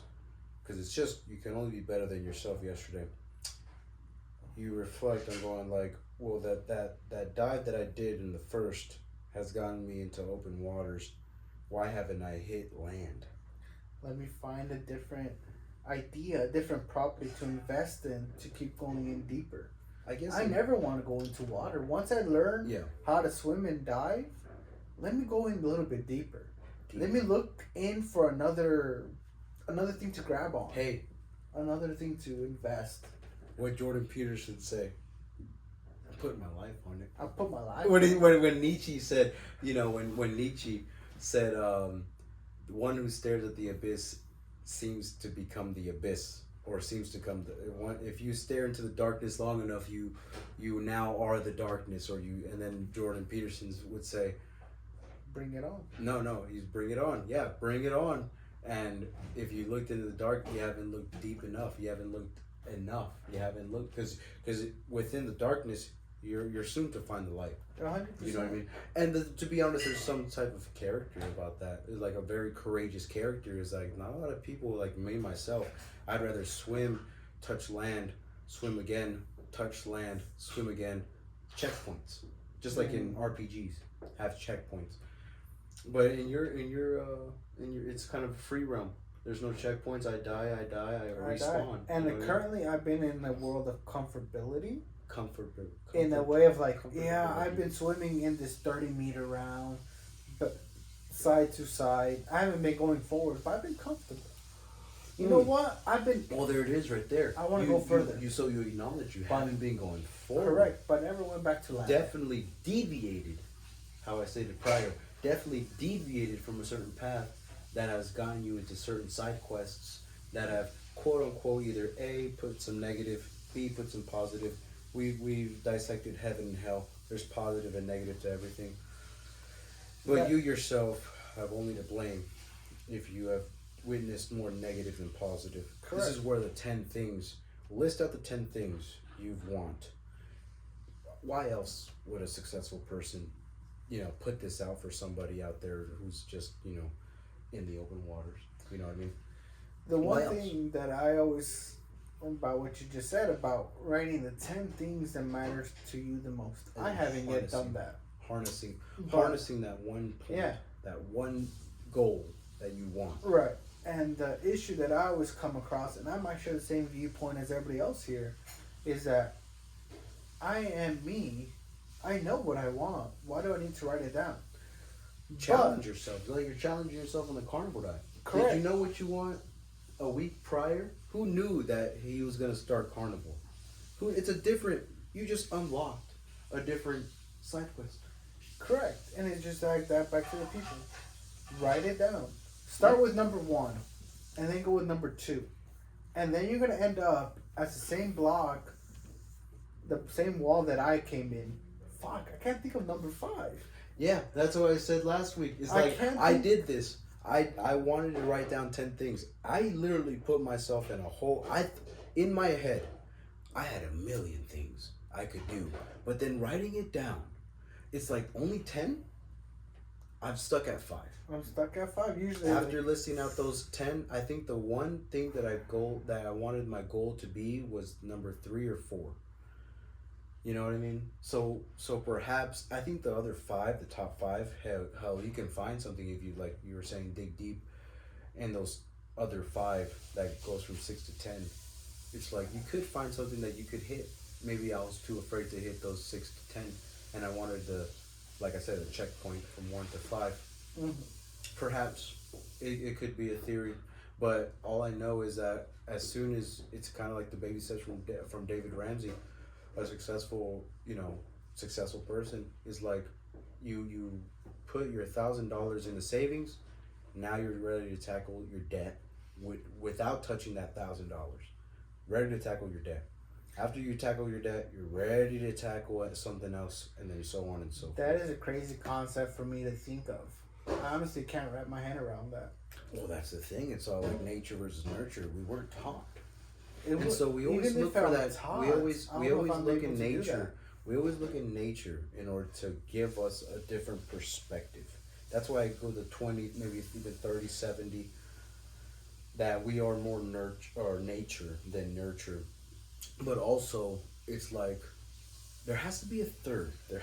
I said this prior in the podcast, there has to be a third, because I believe in threes. I believe in the laws of threes. 3, 6, 9. For some reason that just, triangle has 3 sides. But what if the third, there is no third? That's the biggest question. There's always something to be discovered. And for some reason, if it's nurture versus nature, perhaps, because what doesn't fall under nature if it's not nurture? Something that you didn't learn outside of what you were raised from would be something that you've learned. Because if you take shrooms and you say that I've learned X amount of things from just taking like 4 grams, that's nature, nature. But there has to be the person. There has to be a different form for the person. Because if you wouldn't learn that one thing if you haven't met that person. You haven't met David Ramsey, but he has a whole YouTube page. You know what I mean? Is that nature? Is that nature, or is that a different word? What you're proposing is, because what nature and nurture overall represents, if we take this one individual and put him into somewhere else, would he be the same person?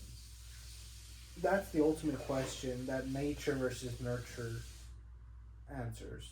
What you're proposing is this person itself is different. It doesn't have to deal with nurture or nature. This person itself, it's its own being altogether in a third category. You know who can answer this better than anyone? The person who raised us. Dad! Soy diferente de el último año. Soy un diferente persona de el último año. ¿Del otro año ahorita? Yeah. Sí. Apá. Nurture. Nature. Apá, estamos tratando de preguntar. Estos tú los tenías en tu casa. Esto es una pregunta psicológica. Psicológicamente. Yeah. Psicológicamente. El mundo funciona en la naturalmente o cómo creces algo. You're right. You're asking the wrong question. Oh, okay. Apá. No te entiendo. Yeah. Déjame preguntarte esta pregunta. Let me translate. This is big. ¿Eres la misma persona porque tus padres o porque en donde creciste? Si nosotros pues pusimos tus padres y usted en América, ¿vas a ser la misma persona? No, pero tengo mis raíces de allá. Tienes las cosas que los padres te pusieron. Sí. So estás diciendo que eres... Sí, tengo lo que ellos me enseñaron, lo que ellos me... Neutro vs naturaleza. Neutro versus naturaleza. Oh, there's an answer. He said, So ¿qué piensas el mundo es? I think he said nature, nurture.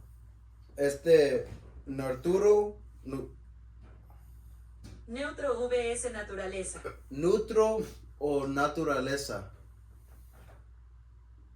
Porque como tú dijiste que yo soy diferente del último año, es porque yo pienso que... This is Spanish, by the way, guys. We're switching it on up.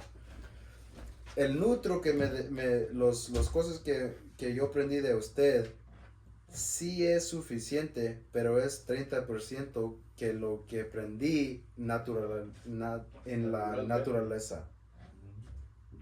¿Piensas eso o es más el persona es neutro? Estamos platicando Si la misma cosa. si me muevo al Japón, si fue a Japón, ¿piensas que Japón me va a hacer una diferente persona que tú creciste? Con los mismos padres. Sí, vas a ser una persona allá porque vas a tener que aprender allá. Vas a aprender a vivir a la otra cultura. Tú vas a llevar tu cultura de aquí, tus raíces. Porque yo vine aquí a América, yo vine a Estados Unidos con unas raíces, con una cultura que me enseñaron atrás mis abuelos y mis padres allá. Eso yo me lo traje para acá, pero aprendí a vivir aquí. Aprendí a vivir aquí ¿cómo se dice? Al sistema de Estados Unidos. Pero mis raíces, mi cultura, yo la tengo. Pero estamos más o menos platicando si usted con los mismos padres y todo eran en otra parte en la... Si habíamos vivido en otro lado. Ajá, era la misma persona que estás ahora. Claro que no. Diciendo, yo voy a hacer que con las mismas cosas que mis padres me dijeron, no me importa que yo estoy en Japón o en China, son la misma persona. Voy a hacer que voy a tomar o voy a hacer las mismas cosas. Somos las mismas. Siempre vamos a hacer los mismos. Pero si yo ahorita me voy a la China, a Japón, No, pues ahorita claro. yo, ya grande, yo me voy a ir y voy a llevar todos los raíces que tengo. Porque ya es Y voy a parte de aprender ti. a vivir en China, al ritmo de ellos, a la vida Porque de están allá. ahí en su Sí, porque environment. van a ser parte de mi sistema. Ajá. Sí. Pero la persona que tú eres no es porque los padres, pero porque... Ellos influyeron en que sea yo esa Influyeron. persona. Influence. ¿Quién era más influyera? ¿Los padres o en donde creciste? Pues es lo mismo. Okay. Pero es la Mis misma... padres, porque mis padres me inculcaron a la forma de donde crecí. Son más neutro. Y neutro. Ya vine para acá y pues yo tuve Y que de cambiar, porque es parte de un ser humano. Si cambiar. necesitas ponerlos en números, ¿qué es la percentage? Tus padres, maybe 30% y América, ¿cómo por ciento? No, un 60% médico. Oh, O sea, okay. 60% de So, tu padre. Son más neutro. Pero más influencia de no mis es padres. 50-50, Más sino... influencia de sus padres. dijo. Okay.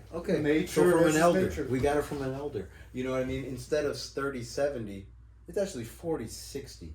It's not 50-50, but definitely you take more from your parents, from your culture, from the influences that you came back to and that you've derived from and want to implement it here. You know, because you never change. No. But at the same time, I in my opinion, I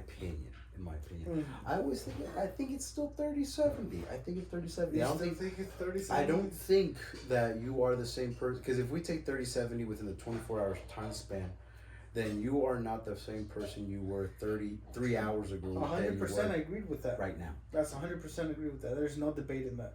The debate is who you are as a person. What makes a person? Does that change? Well, you're going to change no matter what, but your core values, is that depicted through your parenting, how you were raised, or by your environment?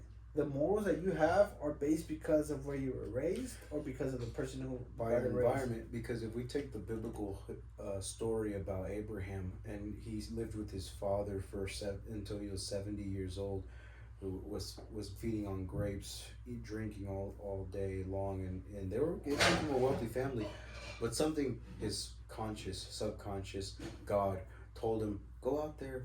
For some reason, there's something out there for you that you're going to learn more. So nature, go out into nature, because you've been nurtured for so long. I would say that biblical story actually tells us more about, instead of what he learned with 100% certainty, this life is nurture.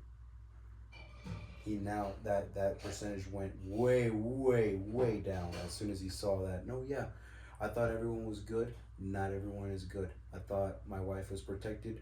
The Egyptians tried to rape her. I thought there was no such thing as bad, but everyone's trying to kill me. You know what I mean? So that's a biblical theology story. But you can also say Harry Potter. You know what I mean? He thought 100% this is nurture. I'm getting tortured. I'm in under a staircase. This is just life.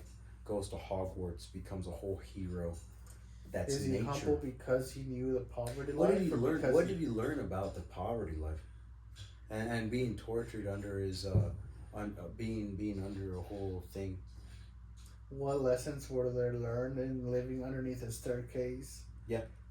Versus Malfoy, who has given everything. Who his Everything. father was a part of like the high. He was a rich kid. Malfoy was a rich kid. Yeah. Versus Harry Potter. What's the difference between those two? Okay.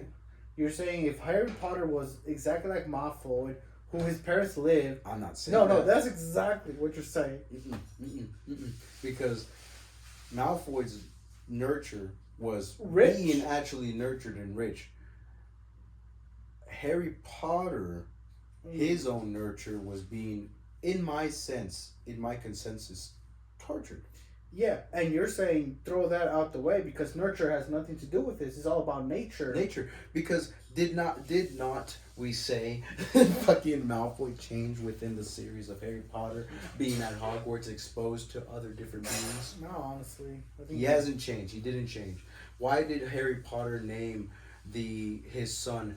And this is a quote from him in the movie. His son after the head of Slytherin. Who was this head of Slytherin? The very baddest of the bad. He was never bad. But people portrayed him. The movie portrayed him. The book portrayed him as if. But because Harry Potter, of his morals, nature, his nurture said this guy's bad. Everyone else saw him as bad. But nature decided to come into effect and be like, no, this is me. This is where I think the third thing comes in. Nurture. This is where I think the third thing comes in is the person. The person. Because the person also has those two characters. There's only two characteristics of nature and nurture. One can be more nurture, one can be more nature. But when you take a person, right, you combine all those two aspects and you take from that personality perhaps. Right? So nature, nurture, personality maybe? No. What makes the person? I don't agree with that statement. I mean, I don't know, because if you were more nurture than nature, and a person comes up to you that has more maybe nurture or nature than nurture, he can persuade you or dwindle that percentage of nature or maybe nurture down to a certain degree to where now you're at that level, you understand him. Because Harry Potter came in thinking he's a bad guy, right? But I'm not sure what went on with Slytherin. What's his name even? Snake. I don't know what went on with Snake and Harry Potter. He was a good guy the whole time. His morals struck through the very end. What's the difference between Snake and Dumbledore? Dumbledore was a headmaster, and Snake had a previous love that he could not give away. So he has an issue. He had issues. Yeah, his issues was love. Dumbledore never had a love, to my understanding. Correct me if I'm wrong, viewers, but and he was an elder. Dumbledore? Yeah. Yeah, he was an elder. He was the head. This is where the rule comes: respect your elders. It is the rule of a Jedi. They were 20 years old as Never love somebody. Don't have emotions towards somebody. Cut all ties with your emotions. I've never seen Star Wars, but when I seen that whole dramatic short clip about the beginning and end of Darth Vader, I fell for Darth. He was a protege. He was a protege. It's like Gordon Ramsay going against fucking Marco Pierre, and Marco Pierre going like, no, your dish is retarded. your dish is not up to par. I worked so hard. The way I see it is exactly how I see Kung Fu Panda, the first one. Oh, he was destined to be the great. Shit. He was trained. Yeah, Liu Kang or whatever the fuck his name was. He did everything right to prove the masters right. Yeah. But he was denied that. And with that denial of all his training, he had no purpose that he turned into rage and took it by force. Wanted to take it by force. He did technically in a sense against the Dragon Warrior Kung Fu. He took it there, but then he didn't want to accept the fact that what he saw in front of him, what is this? There's nothing here. And then Panda literally told him, there is no secret ingredient. It's just you have to believe in yourself. Correct. It's about you. That's not right. There should be more. So you get into this whole delusion. I don't think. I mean, I've never seen Harry Potter the full, series. I've seen it in chronological order and in reverse order. What's so different about the reverse? The reason why I watched it in reverse was out of curiosity. Interesting. I watched that whole thing in backwards. After listening to the damn album in reverse, you thought everything should be. I was like, why not? Let's see how it happens. I work in reverse. I work from the top down. I feel like if I work for a CEO that makes $1 million, he can teach me more to where I'm going to be a humble, poor man at the end. And that's how it was. I saw Harry Potter looking only for himself at the end of the chapter. It's like, oh, it's only me, all the consequences myself, and the blame. He harvests all that. He hugs it all with compassion. But it is downfall and why he dies. But then you see, watching the movies in reverse, how he depends more on his friends. He depends on everybody else. He goes for advice. He doesn't. So he depends on nature. He would have never met them without nurture. Or, can you say, is because of how he is able to reach out to those people is his nurture. Ooh, because of the nurture, he was able to meet those naturalistic friends. But then wouldn't you agree that because he made the naturalistic friends that the nurture starts to dwindle down within time? But see, I always you look at it in my point of view, I see that you look at it as this guy lived 100 years. I gotta take a piss. Okay, go ahead. I'll wait until to debate you.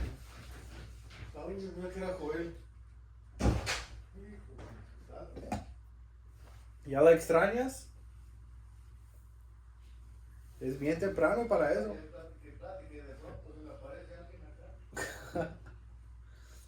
Ya estás extrañando todos hablando contigo. Por eso me habló ahora diciendo la misma cosa. Mi mamá me llamó ahora en la mañana diciendo la misma cosa. ¿Qué te dijo? Hey, ¿tu papá me extraña? ¿Está diferente o qué? No. Que pues madre, dile, platica con él, no sé.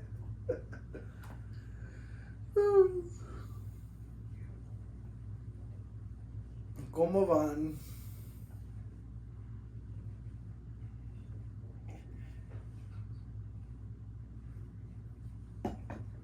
Oh, fuck.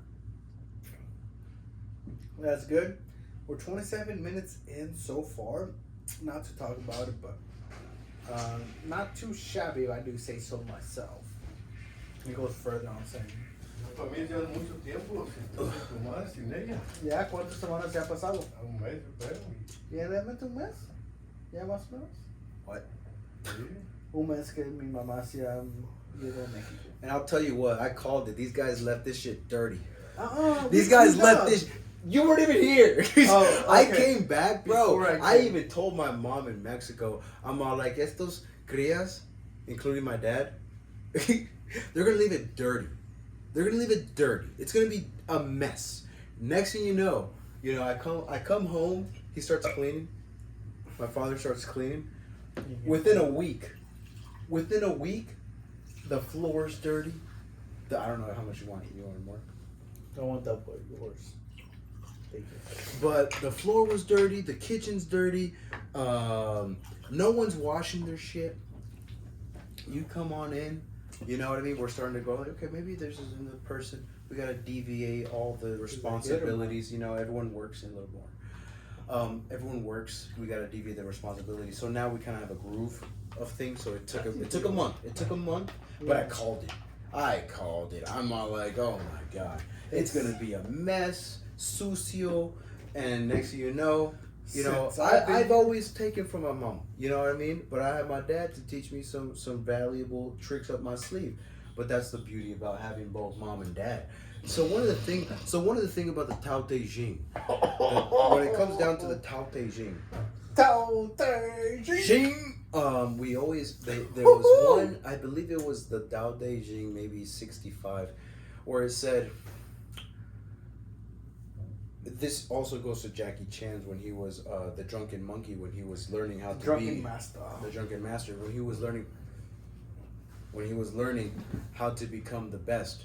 One of the parts he didn't want to do was become the feminine diva. which was nobody wanted to complete it. No man wants to be feminine. Wait. But I once think you you're getting your no. I think you're talking about Ip Man, who was No. feminine. He hasn't even watched it.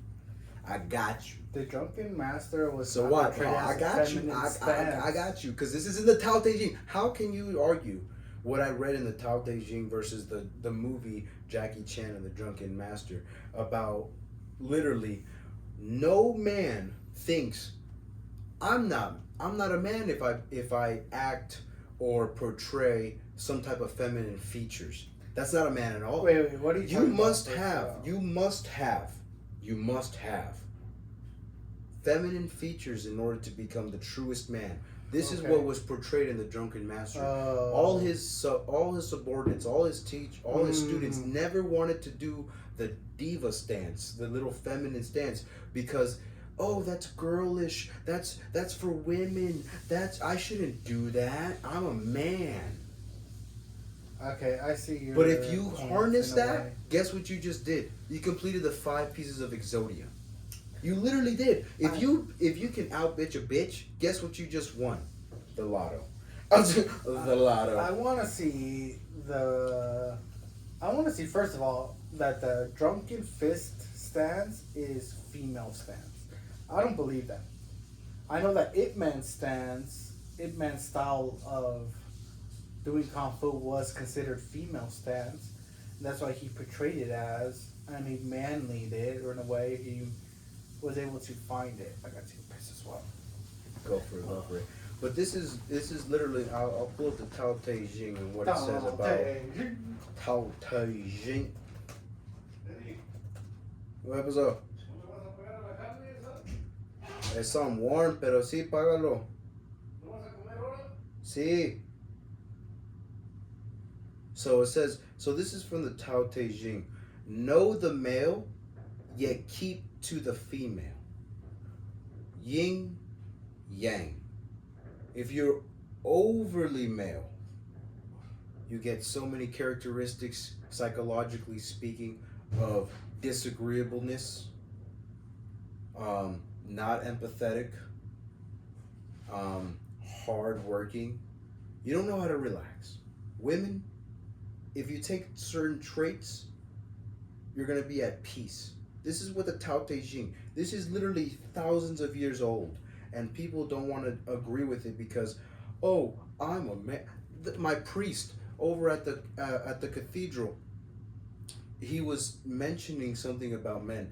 How men are the most sensitive human beings, or the sensitive creatures in all of human history, but we have a sense of, I'm a man, I shouldn't be sensitive, that's very womanish. Yeah, right. When's the last time you cried? Literally. That's as feminine as you can get, and I harness that shit. So, feminine stance. So, this is from the Taotejing. Taotejing. Taotejing is know the male, yet keep the female. So I've been struggling with this part of the Taoist journey. When I've read the entire verse, I interpreted it as known as masculine or the light, yet keep the feminine or darkness.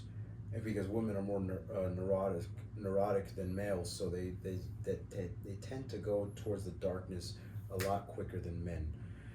And I think of it in terms of Jordan Peterson's discussing extensionalism and what it means to be a good man by being aware of the monsters within and being able to control it.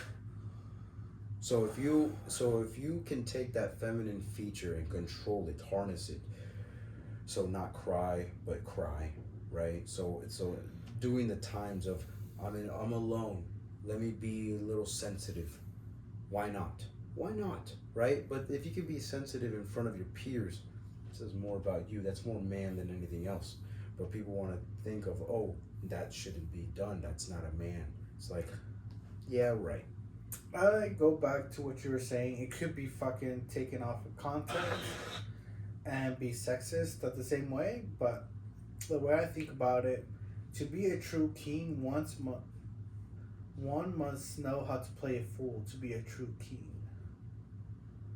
Yes. You know, if you're a king to be a king and not knowing how to please other people, you're not a true king. You're sensitivity, empathy, all that stuff of knowing your crowd. And so recognize the male within you, but harness that feminine. Right now we have feminists wanting to be more masculine and not recognizing so what are they doing? It's causing so total harm on themselves. Another thing to put off to people off of my anime watching. Okay. A true swordsmanship of people who have anime have always been females. Do you know why? It's because of their figure usually. But are they portrayed as feminine, not as tomboys? They're more portrayed as feminists. So they harness. More so female, it can go either or. Know the female, but recognize the male. Be strong. Be valiant. Be male, but harness it. A great warrior. Into a female's aspect or a male's aspect? Both, either or. So this is the thing. If you lean too much masculine or too much male and not have a single female feature, you go to prison. If you go too female and you're a male, you're gonna just be celebrating Pride Month. But if you learn how to harness it, all of a sudden you're an entrepreneur, a millionaire. This is for the Taotejing. This is from the Drunken Master. So let me, before you make the point here. One last quote, one last point. A skill without training is useless. It's kind of like what you said a couple weeks ago or a week ago. There's such thing as practice makes perfect, but perfect practice makes perfect practice makes perfect. Yeah, practice does not make perfect. Perfect practice makes perfect. And so why wouldn't you practice the art of feminine features, sensitivity? If that's what perfection ultimately leads. Well, why else would you have a female and a father figure? Why else? Why else would you have male, female? Why wouldn't you harness both?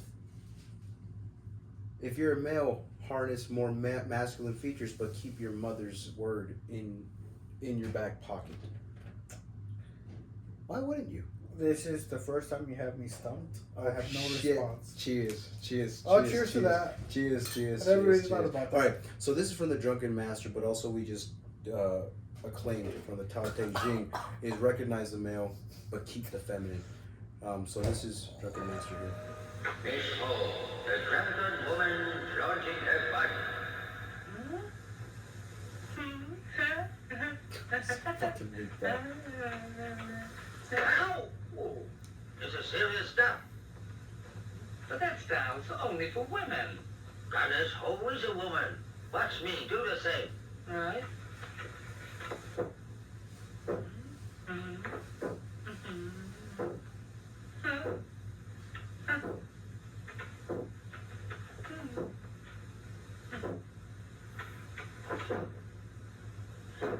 I've seen this movie. It's pretty fucking cool if you ever seen it. But here's the thing. Oh, sure, it's easy. But here's the thing. When we look at the time lapse, this is the least part viewed. This just makes sense, where people literally deviate from the final steps of what makes a master. And that's what makes America the beauty of it. See, now practice.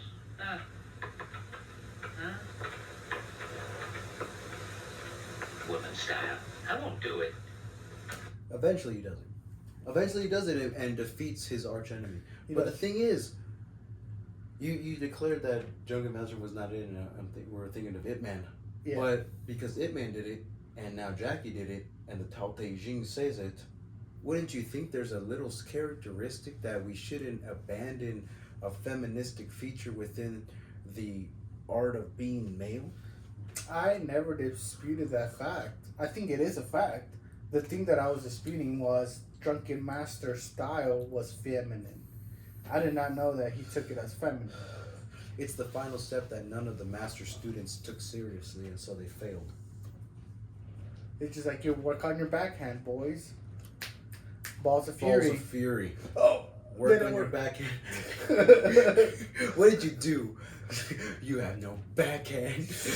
Boom. And then he's like, oh shit. Yeah. He stops midway, which is crazy. Is he stops midway. Because he never worked it. He doesn't know how to extend it. That's crazy. He was like, he was 99% of the way there. You know, and he doesn't even like, just does this. You only know what you know. Oh shit. Socrates, you don't know what you know. You don't know how do you not know you could do that? He didn't know. He should have worked on his backhand. So this is just goes to point is that instead of fighting with women, harness that what they're doing and put it in their own face, and then you'll know who the fuck's the real dom. The one thing I would say that Who the real dom is? Why would you submit to a woman?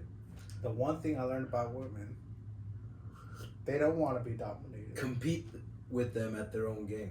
They want to see if you can play their game.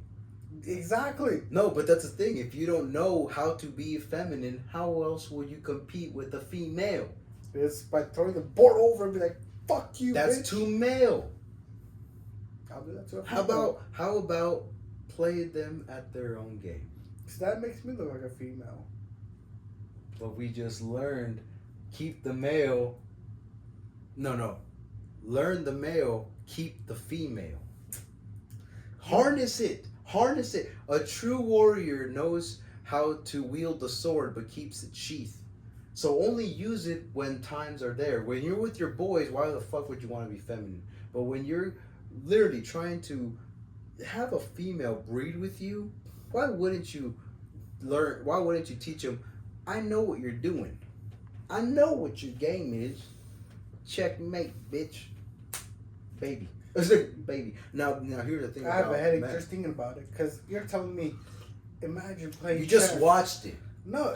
You just watched it. I had to play chess with 4 different opponents. Jackie doesn't want to do the female drunk stance. So you're telling everybody. Because it's only for women. Learn how to play chess. What and a way do to it think. 4 times. Do you have 4 playing Do you fields. move the queen in chess?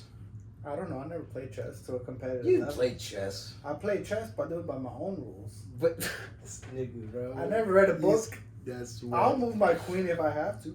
If I need to. So harness that queen and move the queen when you have to. Recognize you are the king, but move thy queen when thy hast to.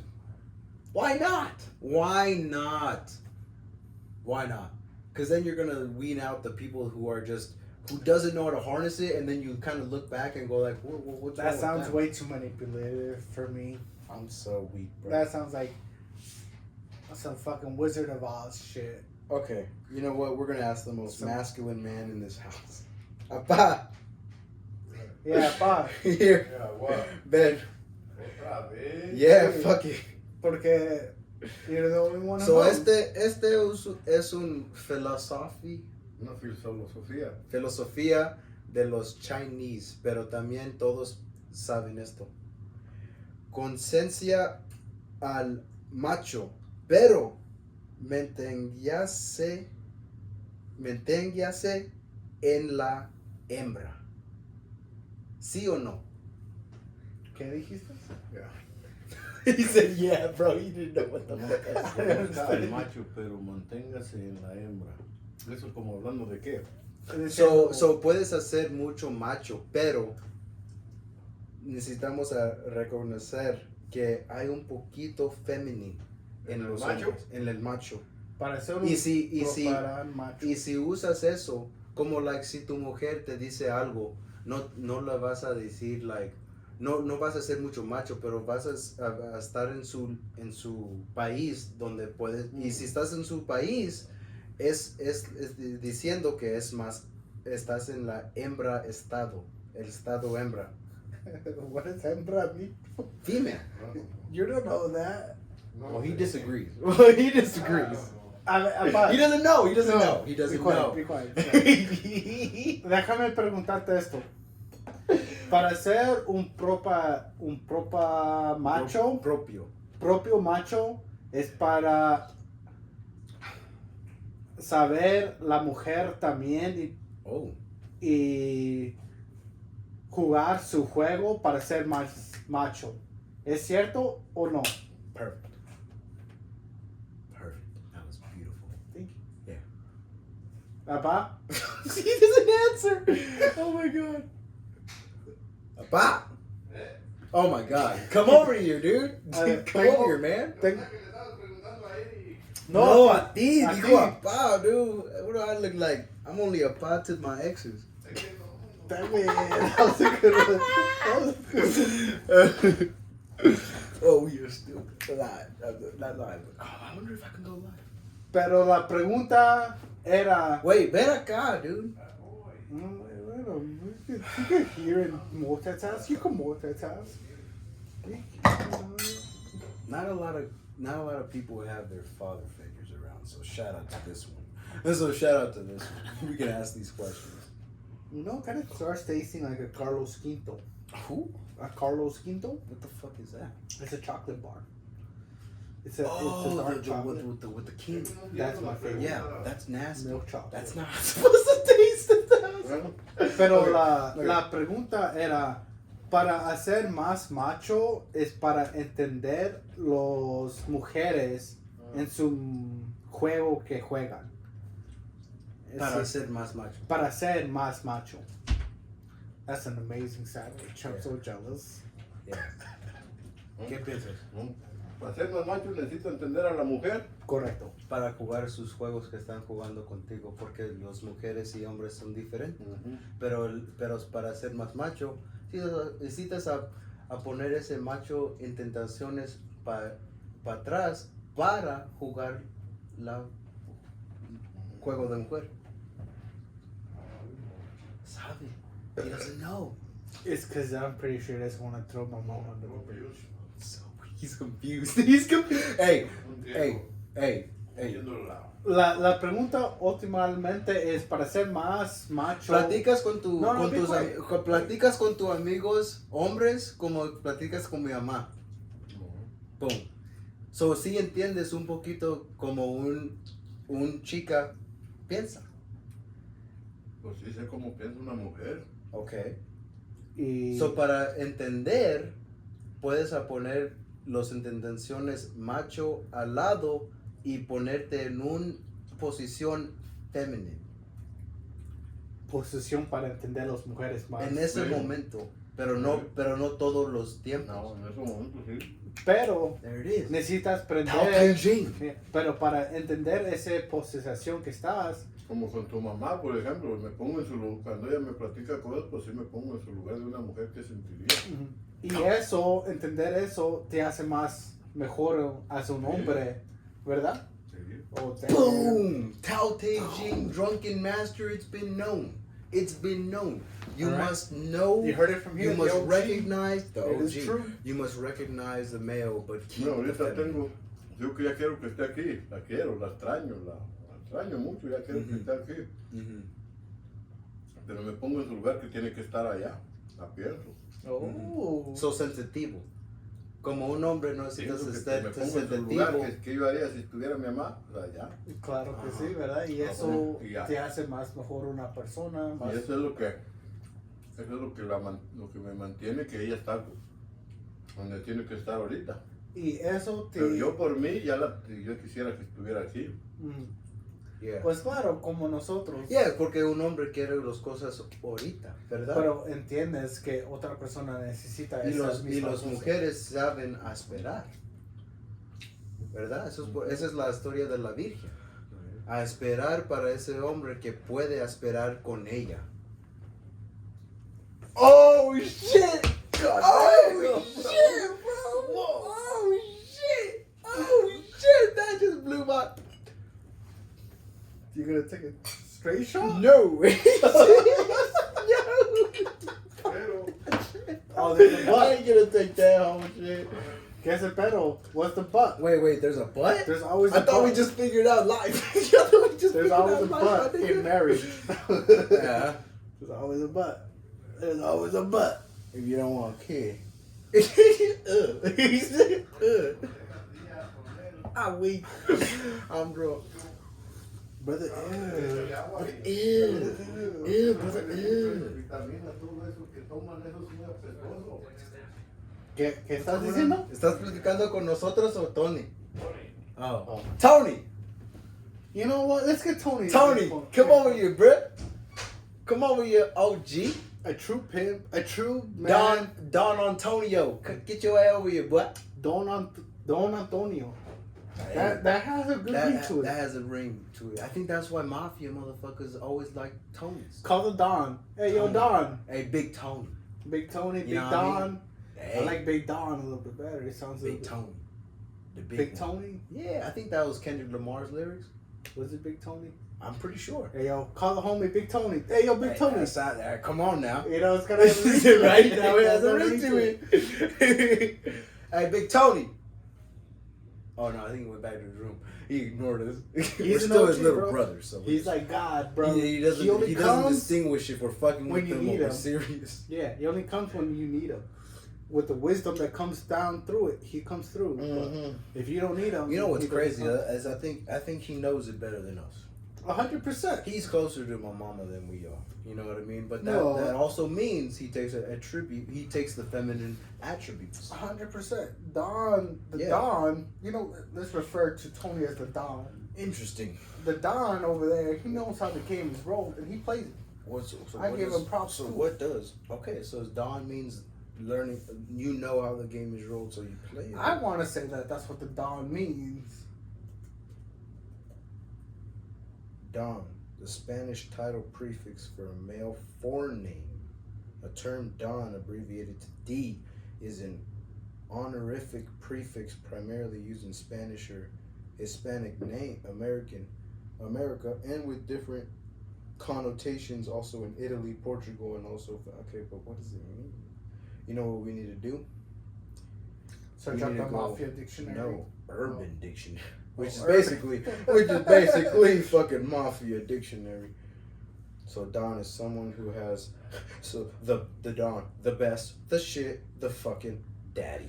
The only one who runs shit. I give my props. One who runs shit. I give my props to Tony the Don. The Don. He a Don for real. Like he'll get pussy any day of the week. Any day of the week. But he don't. That's how you know you're the Don. That is true. When you know you can get, but you don't want to get. You selective in the pussy. You the Don. You're the Don, bro. And that's what he is. And that's, you know.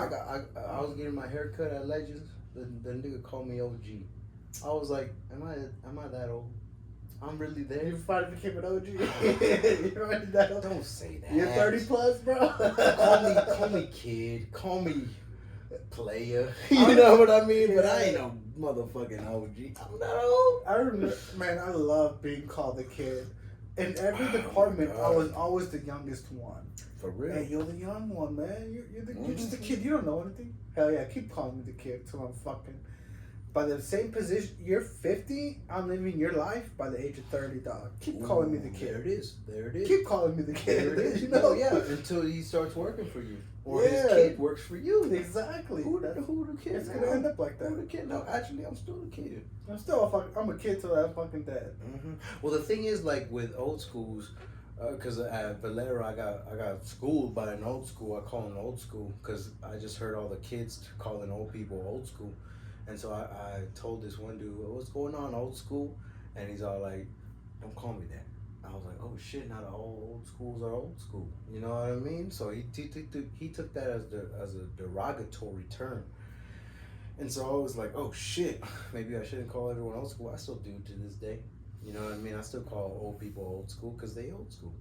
They old school. They're gonna look at me as a kid, but I could be riding with them in the same vehicle that they are at 80 and I'm only at 26. Exactly. And that's what I pride myself. And when all these other people always call me young, like, dang, you're too young, you don't know life. Like, but guess what, dog? I'm in the same circle you are at, and you're fucking 50. Keep calling me young. Boom. I'll vape to that. I'm still young. Why'd you hire me? Yeah. Yeah, I know something you don't, player. And I'm gonna keep going strong. That's why I always call players. Like, even if you don't get pussy, even if you a player in this and this is where the book comes from, the game we call life. It's a game we call life. It's a game, so treat it as a game. Treat it as an RPG. I didn't want to treat this game as RPG, but events in my life has led me to that where I'm like, fuck it. Fuck it. Why not create more events? Why not those 10 steps, those 10 goals, treat them as events that you have not yet discovered. These are quests to be pending. You know, my dog? These are quests that I have not yet explored. And how many quests do you want to have in your quest log? And which one are you going to do first? You choose. You're human. You value the ones that value the best. The ones that have the high reward. You know that instinctively.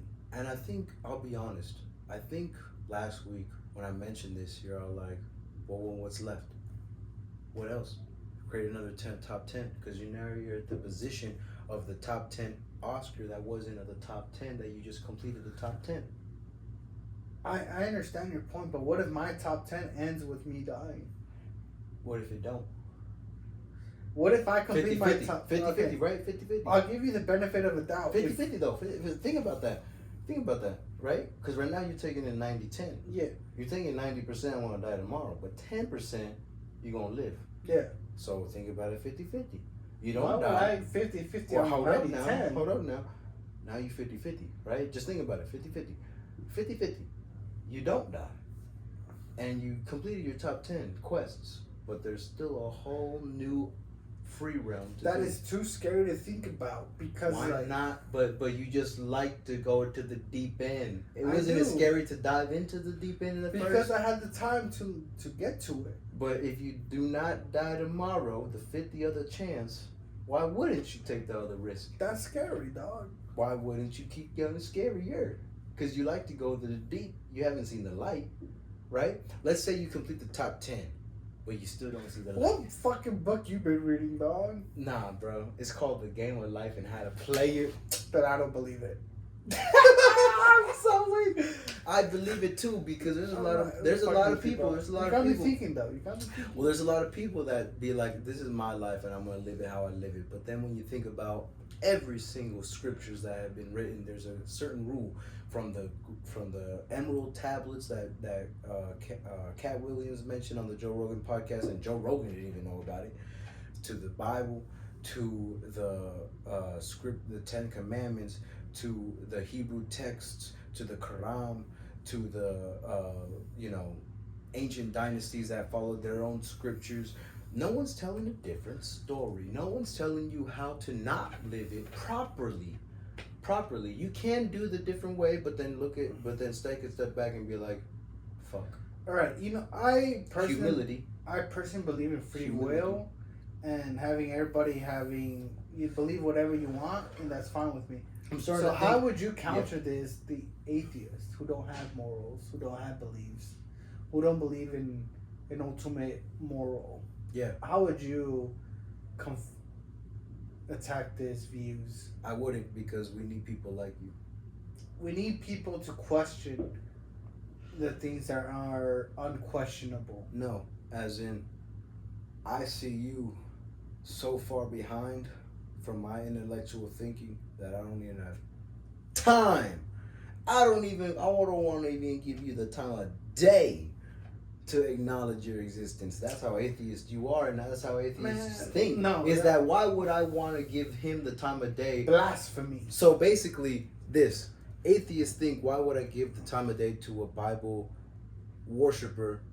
So why would a Bible worshiper give the time of day to you? And then next thing you know, they start blabbing on it, and they're like, "Oh wait, did you just want attention?"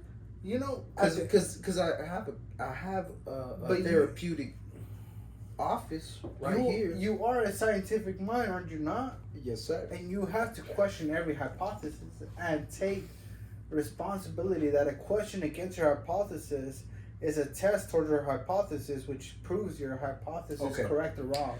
Well, to be honest, if a theory of mine cannot be repeated, scientifically wise, cannot be repeated, then it is not a hypothesis. It does not Correct. exist. It does not exist. Correct. But if it can't be repeated, aka if 1 out of 100, that one being an atheist, did not agree, and I go with the 99, it has been deemed true. It has been deemed true.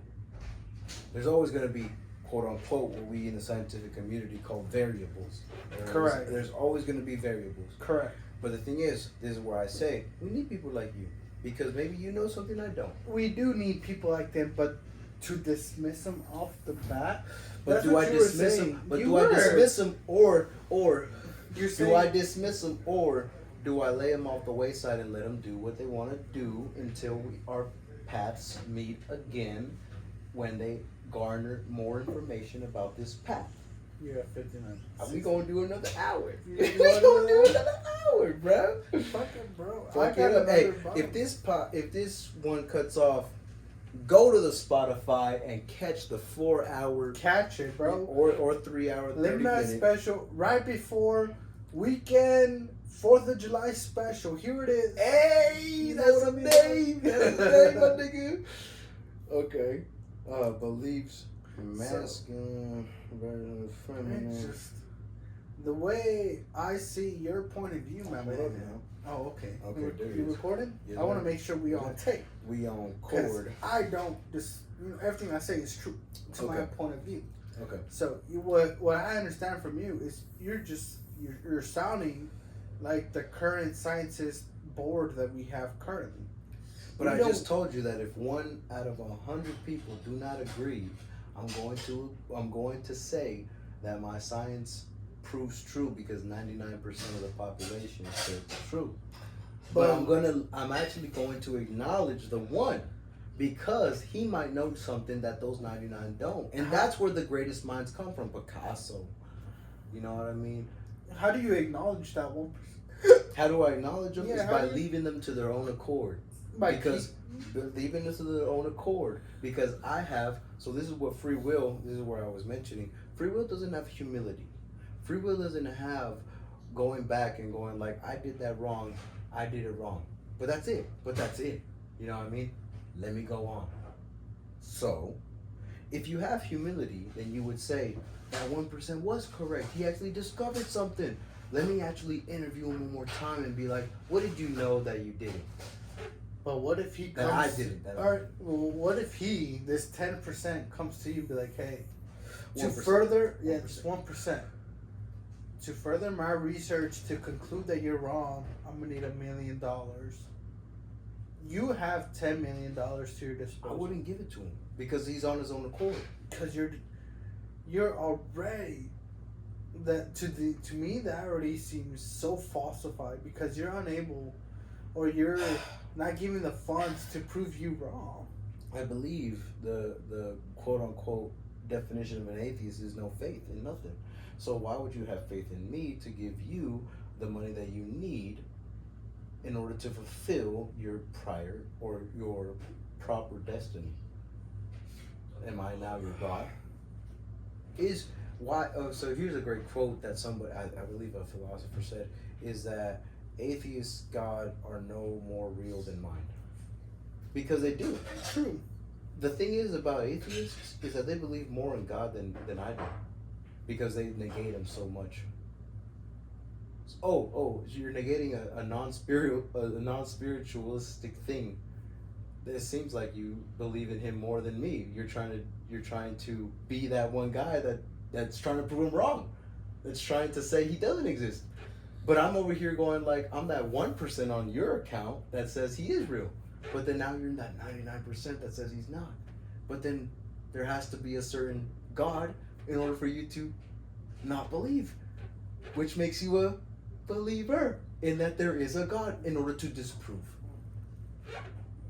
I see where you're coming from, Bro. I won't say I'm an atheist because I do ultimately believe that we do have an afterlife and we are judged at the end of our life.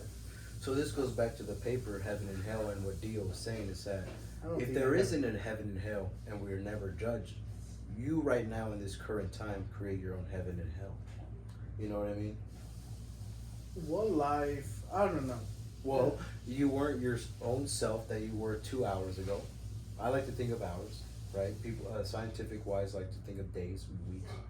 Months. I like to take it to the microscopic level, going like, well, if something, let's say you're driving around, I'm door dashing, and everything is perfect. For the last month, everything was perfect, right? But I'm not the same person I was 30 seconds ago because I got in a car accident. Correct. Boom. But man, it is so difficult for me to wrap my head around this. Knock on wood. It is. Because each field is specified in their own field. It is just, it's like you telling me, hey, this color is brown. I agree with you, that's brown. But you're telling me, no, so it is brown because the molecules inside of it do something to make it brown. Okay. Personally, I don't give a fuck what the molecules do. Yeah. I just care about the results. Well, the thing is about me is that if we agree, then there's nothing else to discuss. That's the thing. But if there's a disagreement, I'm a persuasion person.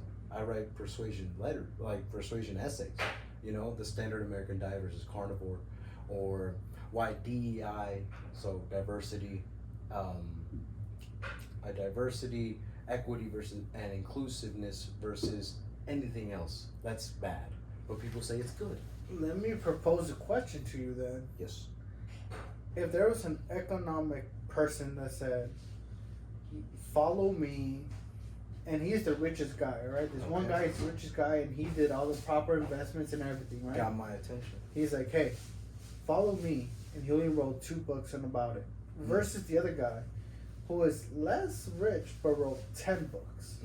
Who would you follow? The guy that's really wealthy and only wrote 2 books. That the end result matters and not the microscopic stuff. Well, he had to dive deep in his microscopic But realm. he only wrote 2 books versus the guy who wrote 10 books who clearly the 10 books didn't the 10 books didn't clarify how microscopic he went. What if it did? What if it went? He wrote 10 books. So to write now 10 we're different so topics. now we're at the what if, right? The what ifs, right? So we're switching up. So we're kind of take out what if. So, then. No. So, take out what if. Okay. Take so out what if. Both of them went on a microscopic level. One's poor, one's rich. One wrote 2, one wrote 10. One is slightly poor, not completely poor. Human $10 million beings, poorer than the other guy. Human beings always want the fastest route. So if you've seen a human being bashing a rock to a nut and gets the nut faster than the guy who's just smashing the nut to a rock, whose tool would you use more? The rock on the nut or the nut on a rock? Because both have different types of forces. Yeah, but one guy is using technique over whatever his life experience. Yeah, one's using garnered experience versus the other one that's not using anything because he's not successful. But he's writing books that says this is how to get successful. Mm-hmm. So my ultimate question: who would you follow? The guy that's successful. Proof is in the pudding until you taste it. So the guy who wrote less. Or proof is in the pudding within the taste. The result ultimately dictates everything else. Yeah. So my conclusion is, I forgot my conclusion. Yeah. So the microscopic, right? So back to the microscopic. What I think you're getting at is that because there's more books written, he's more microscopic than the guy who wrote 2. Correct. But nay judge the content of the cover of the book, but by the content of the book. Sure. Yeah. Not sure, but yeah, because what if, right? This is where what if, but not even what if. I want to take out what a successful. if. Okay, so take the out success. what if. So this is clearly evidence of the successful person writing his life story or whatever steps it takes to be successful, and wrote it into 2 books. He went microscopic. He went microscopic on what it takes to become successful. And in that is 2 my books. definition. In 2 books, right? The guy that's not successful wrote 10 books. Wouldn't you actually look at the guy that is successful and wrote only two books? I would look. How microscopic is that? Because micro is minimum amount of organisms, right? I mean, I'm not sure. No, right? it is not that, but What is microscopic? microscopic is just. Because I would think like microscopic.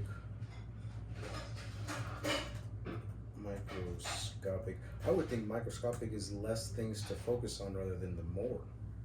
But then again, if you see 2 versus 10, you wouldn't think he's going microscopic, but he's going macroscopic because he has more. Macro means more, micro means less. So if he has less books written, and the guy has more books written, he's on the macro sense. The guy's on the micro sense.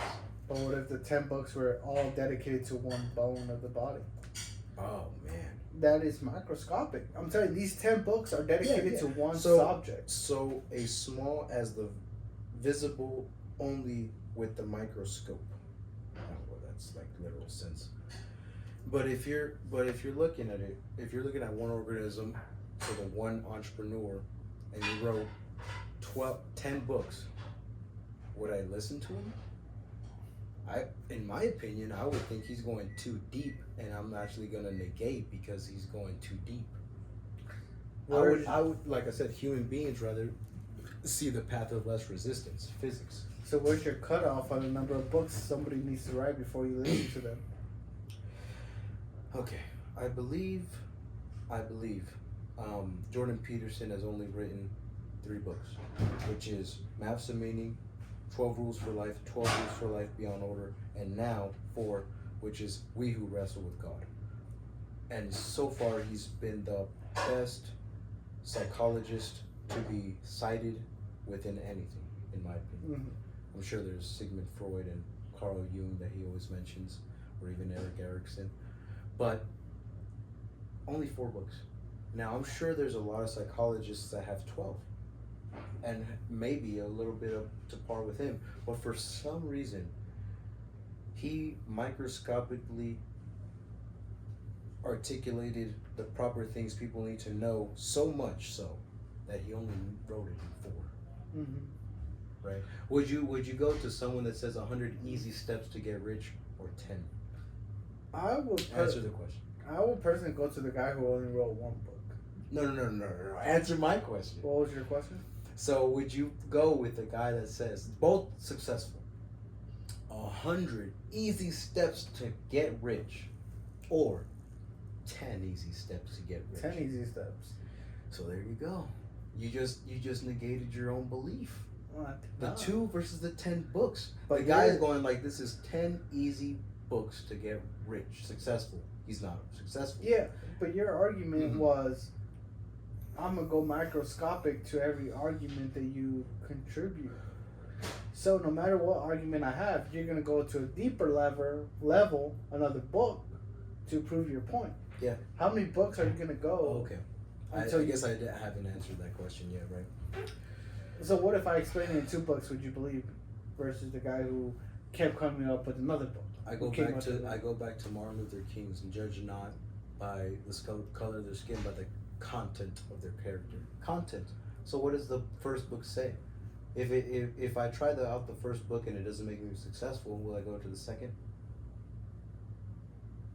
I'm trying to avoid the what if scenario. Okay, heard that. I would say 3. I like the numbers 3. Mm-hmm. You know what I mean? And Jordan Peterson has 4. You know what I mean? He needed 3 books in order for me to read his 3rd book. You know what I mean? Mm-hmm. Now, I still haven't read any fucking scholarly things from my textbook from developmental psychology or anything like that, but I do watch a lot of YouTube videos. You're YouTube certified. Yes, I am YouTube certified. Yes, it is. I'm YouTube certified to where, like, if I needed to find a problem to a solution, or solution to a problem, that's how drunk we are. Then I would go on YouTube first prior to Google, because I like to absorb information audibly rather than, How do you do your research on YouTube? Literally. I personally, this is my personal view on things. Mm-hmm. When I do research, I'll go on YouTube and go on the less views first and work my way up. Interesting. I would go on the most populated one first. Really? Yeah. So the book, The Game of Life and How to Play It, has about like 8.2 million people, and there's 8 billion people in the world. For some reason, I think that those 8.2 million people, which comes out to like what, 0.01% of the whole population, know what they're doing rather than the whole other one. Because they read, seemingly all because they heard a book. That's audio book, right? That's audio. And for some reason, like I said, it actually certified a lot of things that I already knew but never harnessed. Yeah.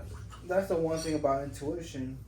Yeah. Is you knew it was true, but were unable to harness it because you wanted to wait for some type of verification that it is true.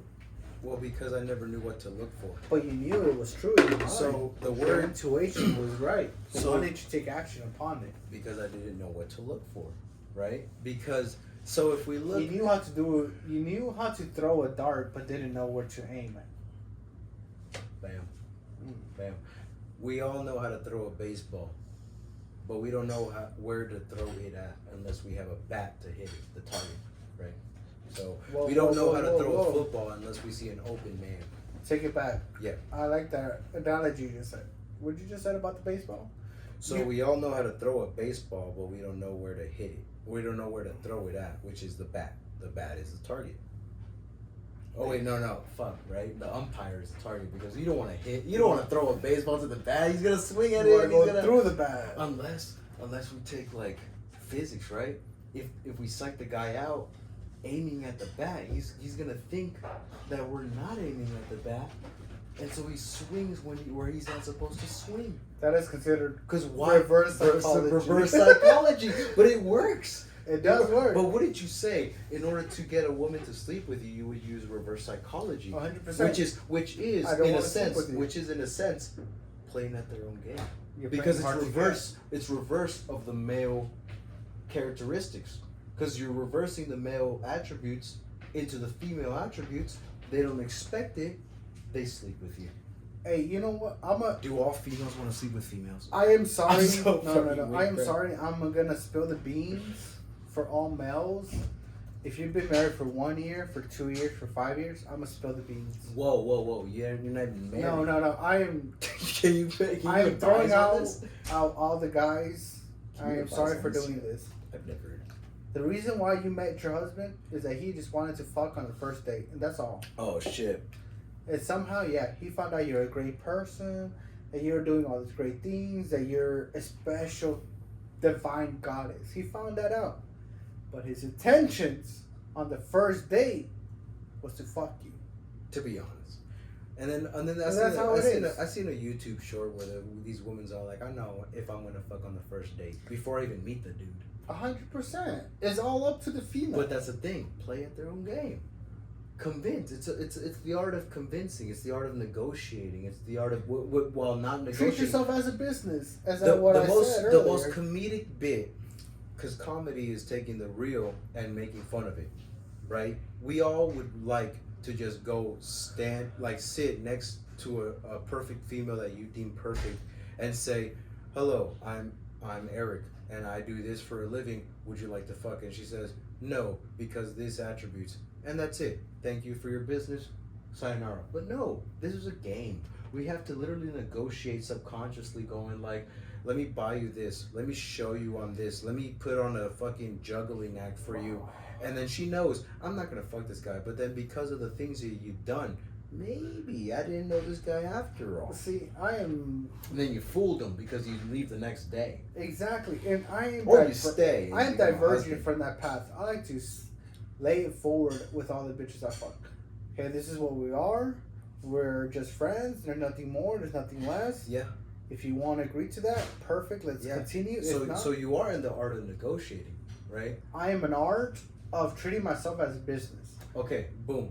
How well is that going for you? Fantastic. Okay, Because for I'm that. giving myself I a like- purpose to live. Like I used to do shit going like, let me fool him into fucking sleeping with me, I but used to it do really that as didn't. well. It really didn't take too much. It really didn't take too much. It made it fucking better. My personality is so feminine. I played their game so much to where I've been sleeping with so many women. I have an STD. I have an STD, bro. I'm so sorry.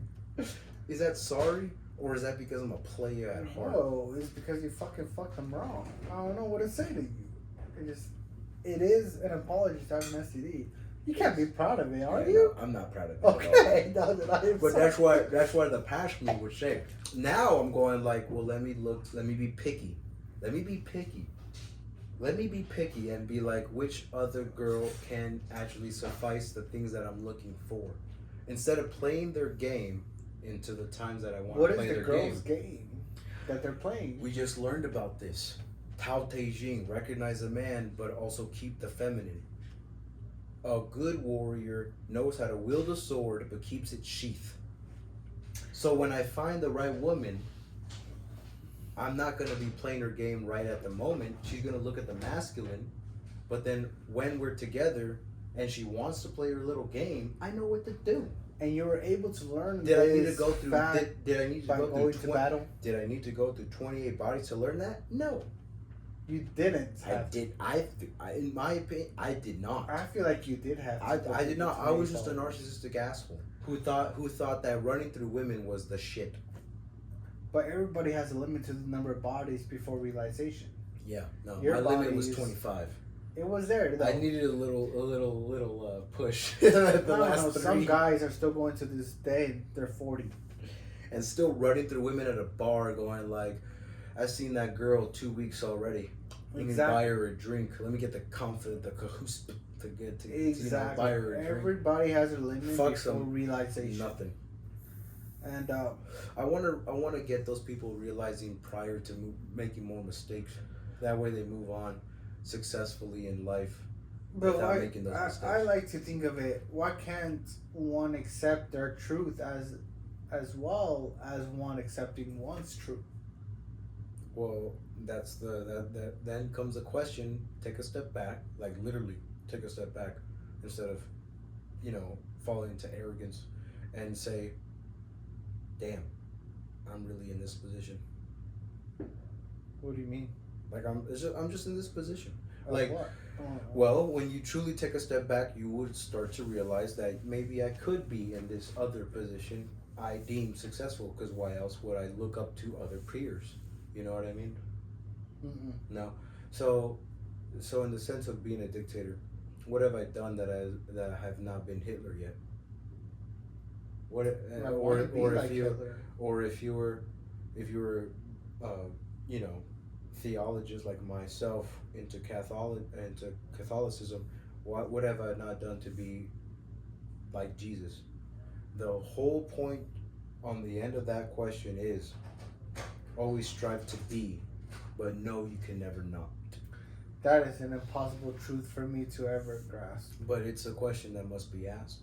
Is know that you can always strive to be, but always know you can never not be. That is a sad truth.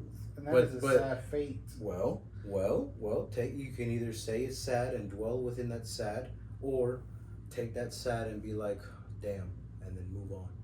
Well, to me, you're telling me you're a dog running on a treadmill with a hot dog in front of you that you're never going to get. No.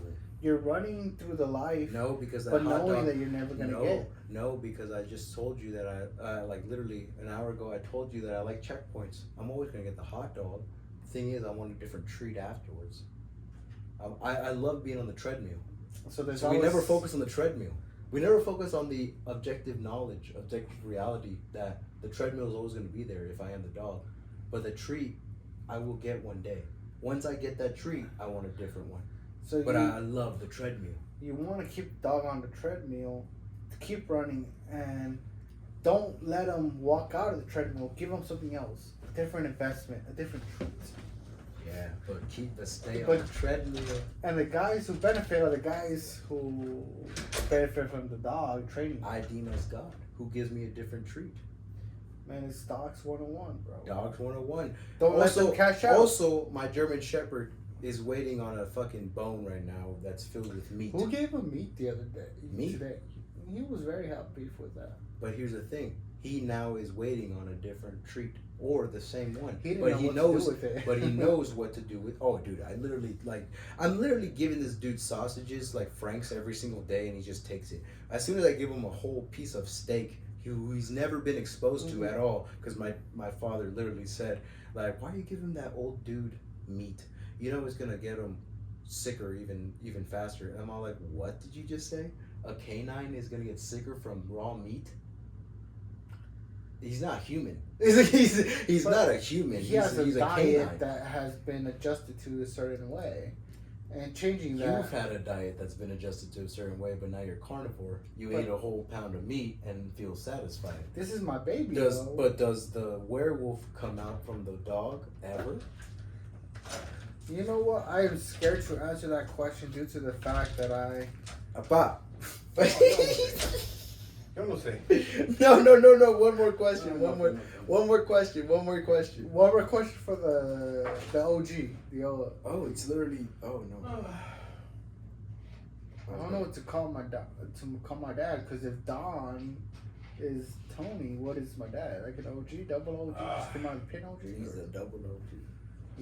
He's old school. He's old school. I deem that. I don't know about that motherfucker out there in the hood who said that was a derogatory term, but I think old school is the players, chic and el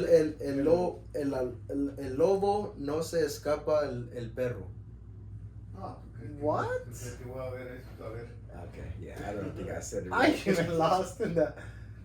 Okay, I wanted to go into a segment before we deviate into anything else. A segment from the game of life and how to play it. I want you to think about these affirmations, and see affirmations and deem if they have always been known, but you never really said that. Oh wait, that's a goal. Like you've seen a facet goal, but you never really solidified it. Mm-hmm. So you can control any situation if you first control yourself. Agree or disagree? I agree. Okay. Most people consider life a battle, but it is not a battle. It is a game. That is hard to digest. Agree or disagree? Fuck. Ultimately, I agree. Okay. Man must prepare for the timing he has asked for when there isn't the slightest sign of it in sight. Does this contribute to females as well? No, just yourself. Okay, just yourself. Just yourself. So yeah. Female or male? Fuck females, dude. We're just talking about you. The word was man, so I just wanted to clarify for our female contributions. Oh, you're right. Yeah, in this day and age, women want to be men want to be women. And I am all for it. But we're just talking about the you. We're talking about the self. We're just talking about you and yourself. Yeah. Okay. What was the question again? Man must prepare for the things he has asked for when there isn't the slightest sight of it in sight. You must prepare for yourself for the unpredictable. I agree with that. Man can only receive what he sees in himself receiving. You can only know what you know and not know what you not know. No. I agree. Man can only receive what he sees himself receiving. So if you see yourself in a whole bathtub full of gold coins going like this and just, laughing, but then, you deviate from that, that's all on you because we're all just talking about you. But if you go towards the goal of that, you're going to get it. The law of attraction, I agree. Perfect, I like it. The subconscious mind has no sense of humor, and people often joke themselves into unhappy experiences. I don't know about that statement. I'll be honest, I don't know either. I actually looked at this one and I'm all like, I make jokes a lot. Yeah. But then I took a step back and I'm all like, am I taking my humility, aka my comedy, a little too seriously? I personally believe I take my vulnerability and expose it and make fun of it so other people can relate to make myself feel better. Other people. Boom. Take other people out of the equation and just think about you. I would not do that to myself then. So why say it? Ooh. Why say it? Why? You know what? Females or just, these spiritualistic people that aren't theologists, they deem to say a lot is manifested into reality. They put on YouTube videos going like 420 megahertz manifest happiness and calmness and this and that and the other. You think a YouTube video is gonna do that? Lady, relax. How about actually write 10 fucking goals and see how you're not hitting them and see how you're not hitting certified, bro. Listen, in this day and age, fear must be erased from the consciousness. And the only thing to fear is fear itself. I agree. All right. So yeah, okay. So if fear is is something to be feared with, then this quote says you are scared. Whatever you're scared of must be erased from the consciousness. Correct. Don't fear anything, because the only thing that fear gives power is you giving fear. Boom. You know, so don't Boom. fear. The only thing fear is fear itself. If you eliminate fear, you have nothing to fear. Boom. Bam. What man condemns in others, he attracts to himself. Ooh, No. that's cold. That's cold. Repeat that one more time for the crowd. What man condemns in others, he attracts to himself. So this is where I think the atheists are the biggest believer in God. Because if they fear God himself or condemn others that believe in God, he actually is the biggest worshiper of God than anyone of us all. It took me a minute to understand that concept, but I kind of started to understand that concept. Yeah. If I fear alcohol, so much so that I'm putting myself away from alcohol, all of a sudden I'm bored, I'm probably gonna take a shot. I'm not really understanding your analogy. Maybe that was a bad one. Let me try to reconstruct that analogy. Yeah, how would you perceive this quote? I would perceive that quote as, man, no, what? Repeat that quote one more time. What man condemns in others, he attracts to himself. It's like poisoning the water that you're drinking. I am purposely poisoning the water, attracting people to come here, and I'm drinking. You know what I just thought of? Marco Pierre White when Gordon Ramsay made himself cry. Because Gordon Ramsay talked about how his life was so shitty that Marco Pierre was the epitome of that life. So much so that it made Gordon Ramsay reflect that his past life or his childhood was in that certain circumstance right then and there, so he cried. Because that's how you cope, is crying. So he didn't make him cry, he made himself cry. He thought of not crying so much for so long that when the time came, he cried. So what he condemned the most, which was crying, he brought onto himself. Mm-hmm. Oh my God. So don't fear the crying, but if you fear so much so, you're going to bring it upon yourself. I can only think of law of attraction. If you think about fear, whatever you fear, if you fear spiders, if you fear a mirror, more of them are going to come. More of them are going to come because you're constantly thinking of them. Well, it's like this one thing that Belon said for so long, that he said when I told him that I got this new Chevy Cruze and I'm just starting to see so much Chevy Cruze, and he read so much books. He's all like, well, like there's this thing where like humans basically get something so new to them that they start to see that so much everywhere. But it's not because they're seeing it so much everywhere, it's that now they're noticing it. Yeah, so if you fear, I guess for me it was fear being in a new car that no one else has this car, I start to see who has it. Mm-hmm. And so if you fear spiders so much, where are they? Where are they?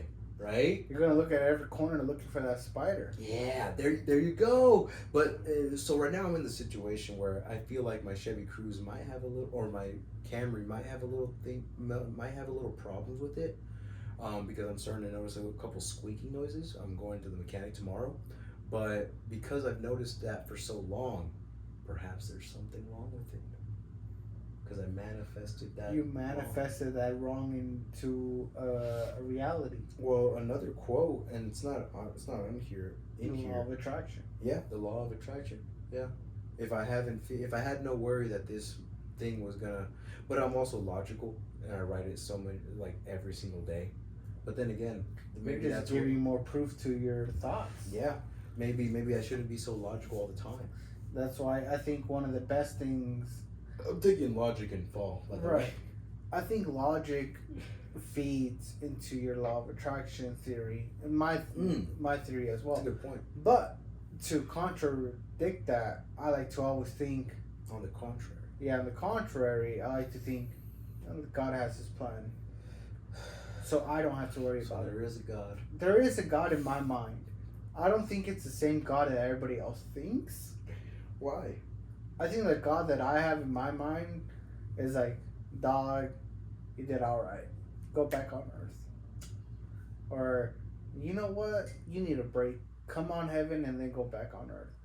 Or So in a sense, Dio was kind of correct, going like we make our own heaven and hell every single day, because perhaps with that thinking, within the 2 hours, God was talking to you within those 2 hours, going like, yeah, you're fine. Go back into this time. You're zapped into that 1 second of you right now, but then 30 seconds prior, you weren't you, because you were talking to God. No. I'm talking about. I'm just drunk. Yeah. I'm talking about death. Oh, reincarnation, essentially. My point of view or my idea of God is he dictates reincarnation. One thing about this book here, one of the affirmations, because these are all affirmations, things that you should speak upon yourself, is make an affirmation immediately upon waking.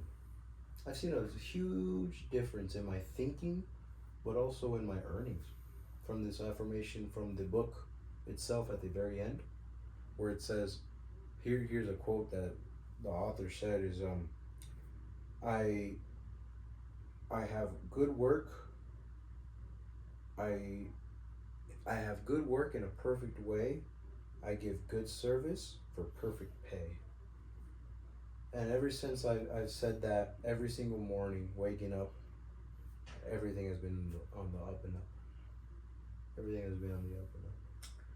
But that's also perceiving, right? If you tell your subconscious that, anything can be deemed as a good wage, as good service. I have two things to say to that. Perhaps. The first thing I have to say...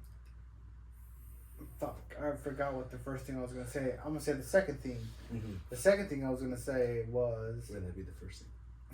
And now it's the first, yeah.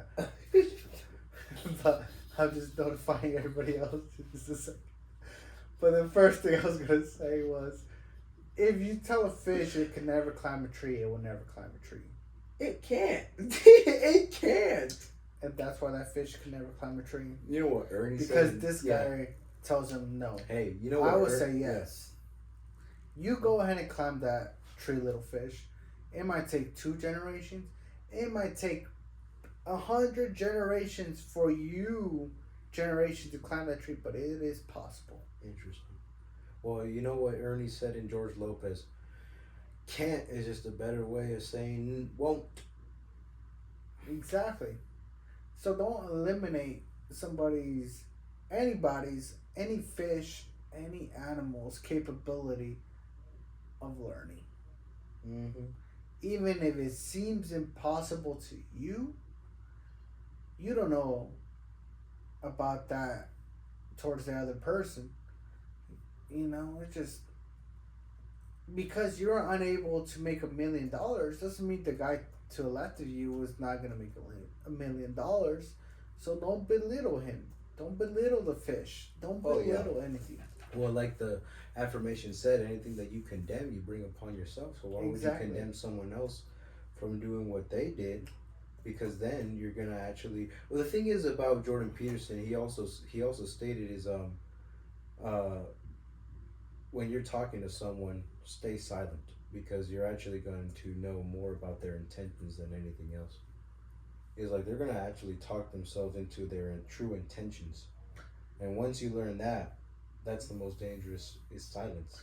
Yeah, you would know more about a person's conversation than you would about that person, because, like, let's say you have a meeting with a person and that guy's just spilling about whatever he's going on, and not letting you talk. It means that he had an agenda. Boom. He had a proposed idea that he wants to spill on you. You know the type of person he is. He's not looking out for you. He's looking out to sell an idea. And that's why when I was like, I don't like to talk business on lunch. The moment you talk about business, is like, this is why you brought me out to lunch, is not to enjoy my company. And I have had this with 5 different salespeople. Take me out to lunch. Well, it's sales. What else would you think? Because they appreciate my work that I do for them. And it isn't. It is always, hey, I got this other project to talk about. I have this future thing. I'm like, but you never appreciated the work I've done before? prior. But the thing is, wouldn't you say they appreciated your work so much that they invited you for lunch in order to keep doing the work that you've done for successfully for so long? Perhaps think about it like that. It's all like, I've done so much good work upon, like, so I give good work, I get good pay, right? Maybe this was the opportunity to get better pay. Maybe, but the way I see it was like, oh, this worker is a good mule. I'm gonna work it to death. So that's that capitalism thinking I was talking about. Is how people look at capitalism and go like they're taking advantage of those people. So like you think they're taking advantage of you, but really they want to harness that skill in order to not only benefit you because you're going to get better pay in the long term, but they're also going to get better productivity. Correct. And I have no no issues with that. The concern that the reason why I have no issues with that is because I know that I have these side plans, these side businesses that's going to make me continuous money. So I don't mind being an extra mule because I know I have a stable behind me making me more money. And at the eventual, but you don't want to be the mule now. I don't mind being the mule. I feel like if the world goes round and round and what goes around comes around, if I let them use me, then all I know is that they have been used for one point in time, and one point this whole universe is gonna let me use someone else's skill in order to benefit me. So the cogs keep turning. So what if you negate that use of your own skills to someone else, you have now negated your future self from using the opportunity to use someone else for your own benefit. I might agree with that statement if my ultimate idea or goal was I'll be a mule, but if I want to take a break for 5 days, you go hire another mule, but know that I am the best mule around. I'm content with that. That I know that you come to me for the best work, but knowing that there's other people to do your grud work, your dirt work, but your prize mule is me. I am happy with that, knowing as well that I have side businesses making me more money and I am more valuable than what they think I am. There you go. But there you go. But like there you go. Like continue being quote unquote used until that day and time comes where you can now make a business and how people want to put it use, but at the same time you're paying them. You're paying a salary, you're paying their taxes, you're giving them a check to fucking keep living. Exactly. It's not like you're using homeless labor and just putting them back out on the streets. You know what I mean? It's like, well, the thing is, kid, it's like I've worked my way up to the top to where I'm asking you to work for me.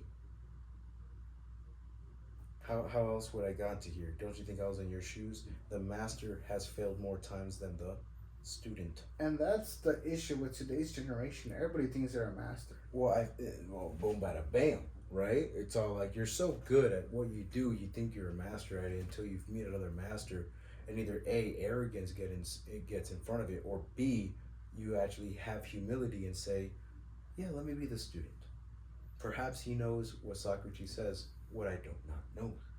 I think the ultimate aspect of learning is to be a great teacher, you must be a great student. Ooh, right when I was about to cut you off and be like, well, wouldn't you want to be a great student? You need to be a great teacher, you need to be a great student. Why wouldn't you want to be the quote-unquote teacher's pet? Unless you wanted to become a teacher. Yeah. It's like you were trying to be the best of the best, and there you were. Like, congratulations. I was never in front of the class, but I paid close attention at the very far back.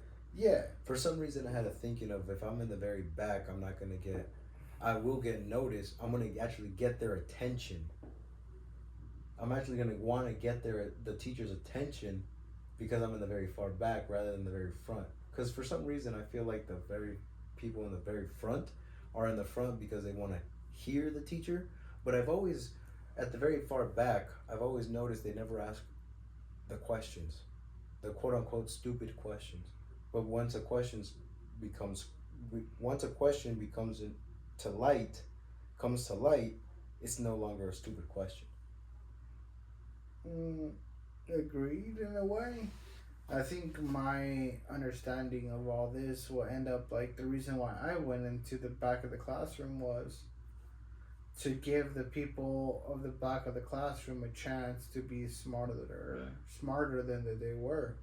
It's not all about the front. Take attention to the back. I'm out here, and I chose to be here. I could have been in front, but take value of the whole class versus just a 10%. I think that's where I'm also coming from as well. Is that if I ask the question from the very back, the whole class is going to listen to it rather than the very front who asks the questions, because the very front is there just to get a good grade. To ask the questions. Yeah. But what if the back because everyone from the front technically is in front of you.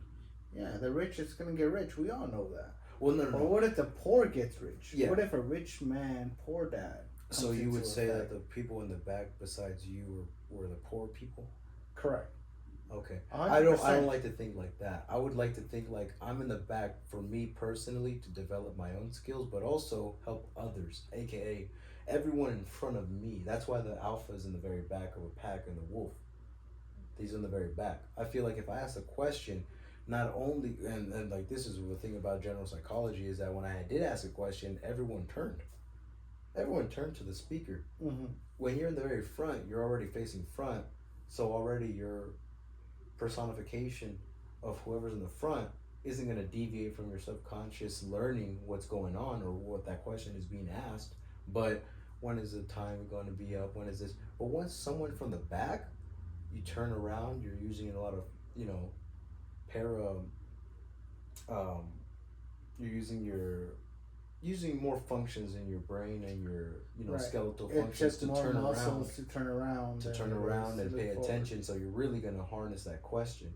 And so whenever I did ask a question, people turned around and wanted to see what the teacher would learn, not because it was a interesting question in order to challenge the teacher, but it was a stupid question that maybe someone else had that question that didn't want to ask, didn't have the cojones to ask. Yeah.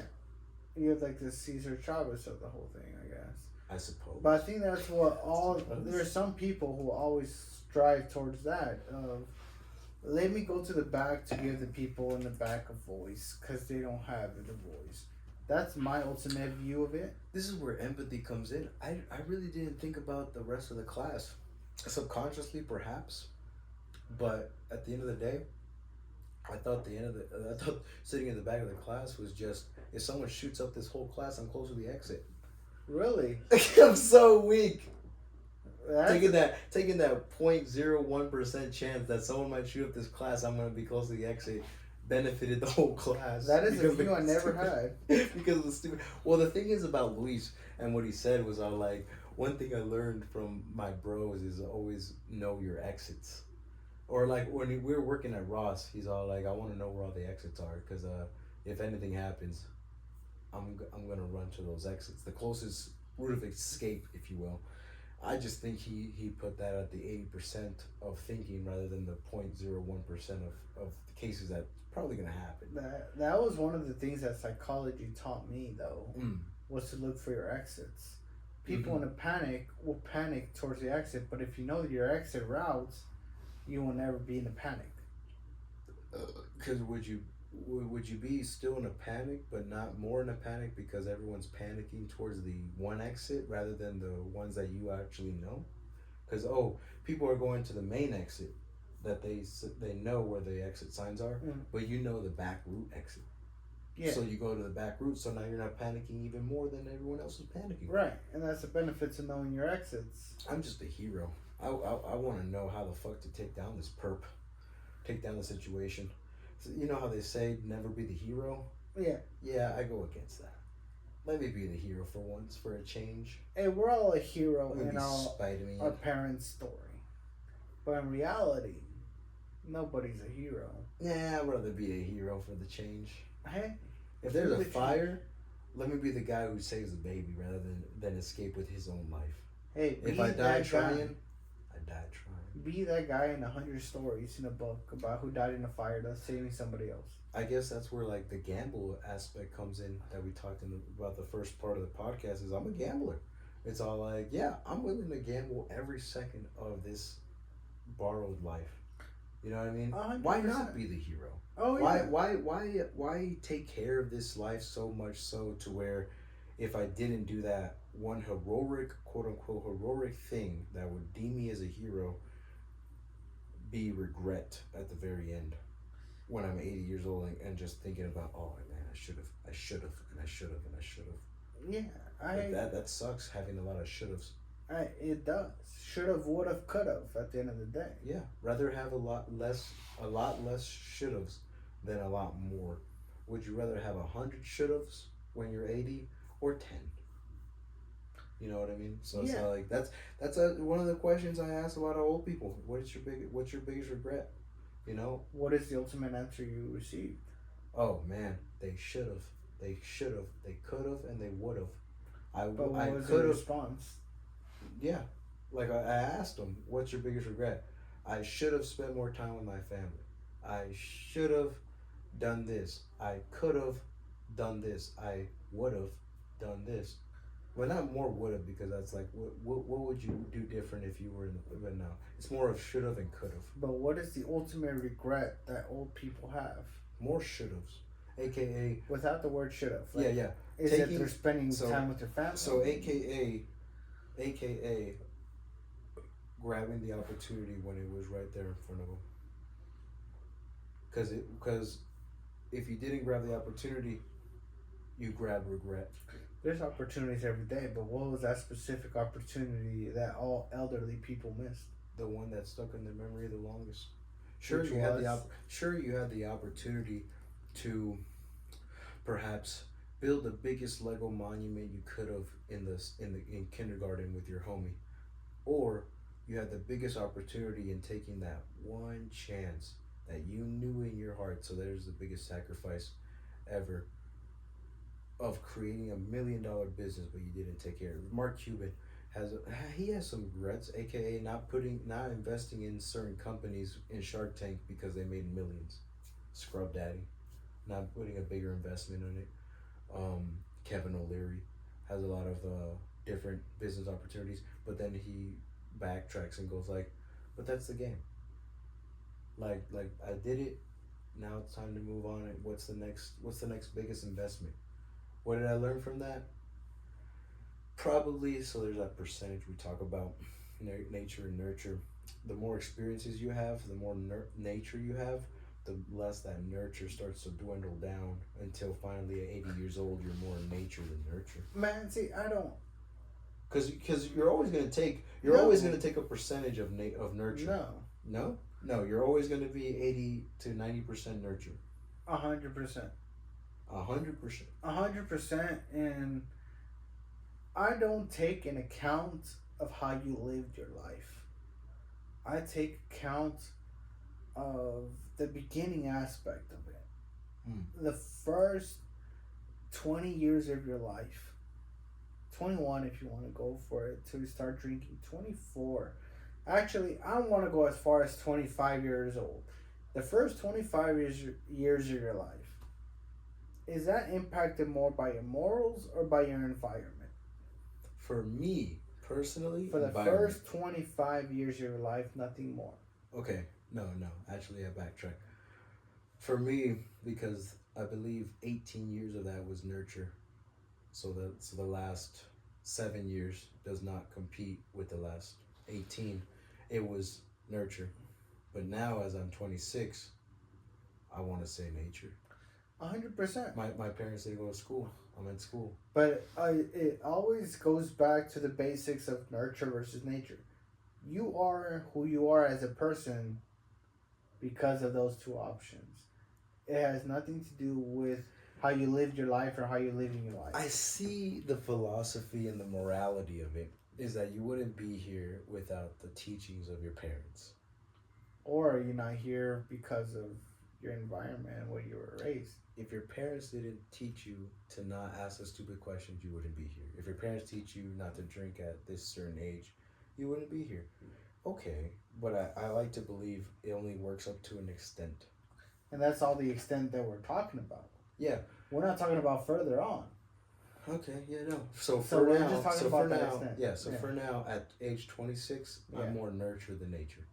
But I know for a certain fact that percentage of nurture starts to dwindle down as I age. I don't believe that. I just know. I don't believe that. I do believe that you have more influence in your nature, what percentage would you give that influence? By going by what you said, if you lived 100 years and 20% of it was only nurture, then bam, 80% wins. Yeah, nature. If that's how you look at it. But the core of your person is what I'm fighting for. Yeah. Not the way you live your life. Yeah. Because I don't give a fuck if you live to 120. So you would say from age, let's just put a ballpark. From age 1 to 13, because you're with your parents around that age, statistically speaking, you're 100% nurture. But because from 13 to 80, that percentage actually dwindles down to the opposite of mine, which is only 20% nature. If you want to agree to that aspect, which is not nurture versus nature in my head, I agree with you. Well, I would. I guess that's how I'm thinking. Is that like there has to be percentages, to where you deem that we're so nurtured that nature really doesn't take an account, but it does take a sort of an account. The thing is, how would we function without the nature aspect, and how much variability do you actually deem that viable within our life? Like when interacting in your job, what percentage do you put nurture versus the nature? What are you talking about? Over 100-year span, or your 13-year span? Just in that certain particular moment. 13-year span before a job. Do you take the nature of harnessing what you've learned in accounting versus the information that you gained from your parents? What percentage when doing your job? Would you do 60% the things that I learned about accounting, or would you do the 40% that I learned from my parents, or would you do 80% that I learned from my parents in order to do my job, or 20% that you learned to do your job? I'll do 80% of what I learned from my parents to do my job. It's very moral. It's a very moral stance. It's a very moral stance. You nurture. know what I mean? Like the 20% was insufficient. Like, I would still have this accounting job even if I didn't take the courses. Correct. I would have been I personally believe I would have been an accountant in China, Japan, and fucking Guatemala, and whatever islands you want. I know that the morals that I was raised up on, if I had the same parents, the same five brothers, same... You would still be an accountant. I would still be an accountant. But this is where I say nature gave you, where you took from nature is the studying of the QuickBooks, is the studying of the college of accounting. You only deem that 20% sufficient within the whole aspect of your life. Correct. I was able to build a house, but I wasn't able to build a house without the land. What percentage would you give your work aspect within your life? What do you mean? Well, how important is your job functioning in your life? That's hard to say. I'm having an issue comprehending your question. So, does your job pay your bills? Yes. So wouldn't you think that's like 80% of your life? Correct. So wouldn't you say the skills garnered in order to attain and still keep that job would be a pretty big part? Correct, and that's based off of my parents' morals. Oh, that they raised upon me. I guess we're just coming into a whole wall here. It is because I met different people with different work ethics. Nature. They were raised different. They were spoiled, and they were stuck at their job. Nature. Versus me, who was raised right. I suppose I'm looking at it through your lens as well, going like if I didn't have the skills that my parents taught me, I would have never met these people. Right. That's the ultimate question. But the point is, you met these people. But you take it into like a maybe 10% that, those people are just there, and I would have gotten this whether or not them. Correct. It is due to the fact that how I was raised that I was able to get this opportunity. I guess I put my parents' teachings at 20% and other people's skills above them. I still respect them. I still honor them because they're my parents. Yeah, but 59 minutes. Hey, that's 3 hours. Final words. We're at 4, dude. We're at 4. We're at 4 hours. We're at 4. This is 4. This is the fourth segment. This is the fourth. This is the fourth segment of the podcast, bro. This is an extravaganza. This is an extravaganza. We've been at this since 7 p.m. The sun was still up. It was. But all I know is that I look at my parents like they were my age at one point. Yay, they did not take the same. They didn't meet the same people that I did, but I am their side quest among their main. I agree. That's what the beauty of parenthood is knowing the different possibilities you're going to have if you live this. I'm drunk. Yes. But yeah, you know what I mean? That was the podcast. Thank you for joining us, guys. Thank you. I gotta take a piss and eat some barbacoa. Oh yeah, barbacoa. I didn't greet them out with my special greeting. That was wow. I want to try some of the barbacoa though, bro. Oh fuck yeah! Now since it's been marinating for 4 fucking hours, dude, it's gonna hit the spot. You were talking about that syrupy flavor. I might get it. Wait, free will and nature versus nurture. Yeah, it was really much nature versus nurture. I just don't get how you're coming to that. I don't understand how you're coming to that. I guess because I take the saying of Joe Rogan going like you are a product of your environment. It's like if Joe Rogan was raised by a still single mother in Los Angeles, would he become more of an actor than a jiu-jitsu artist, or would he still be the same Joe Rogan? I still think he would have been the same Joe Rogan. I think he would be different. See? Nature versus nurture. And that's the ultimate debate, and that's why it's still going on, because there's so many variables. Yeah, there's many variables, viewpoints, and everything too. I guess it's also like how strong your connection with your parents is. I feel like a lot of kids that are from single parenthoods would do more nature than nurture. Correct. They always look at their parents with some type. It might come down to that because something's missing. You know what I mean? In my psychological opinion, because the video hopefully is still going. That goes into different X and Y, Z opportunities. Well, I'm sure. What if you were raised with a mother and a parent that's caring? But we just talking about what if you're raised with your same mother in a different location? Would you be the same person? Or taking out whatever you were natured by. Correct. Would you still be the same person? Would you still have the same life? Would you still be in the same position? Correct. I would say no. I would never. If I were still coddled by my mother at the tit, would I start a podcast? Would I have gone to college? Would I have gone through so many different jobs in order to, I would say no. Because I always attribute my different jobs to my history teacher saying, know your worth. That's 10% already off the nurture. I would always attribute my podcast to Joe Rogan having a big podcast, so that's another 10%. Joe Rogan saying, you are a product of your environment. That's 20%. Fucking Jordan Peterson enlightened me on my addiction with a lot of fucking drugs and sex and all that shit. That's another 30%. Like literally 30%. That probably, if I asked my parents, maybe I didn't ask the proper questions to my parents, and perhaps they could have taught me that too. You know what I mean? And maybe because of their unable to answer your questions, we're able to lead you to the right path. Boom! Like yeah. So like not helping me with my math homework led me to looking up on Google how to do it. Nature. That's the same reasoning I had. I remember in 3rd grade, I asked my dad, I was like, hey, in the science book.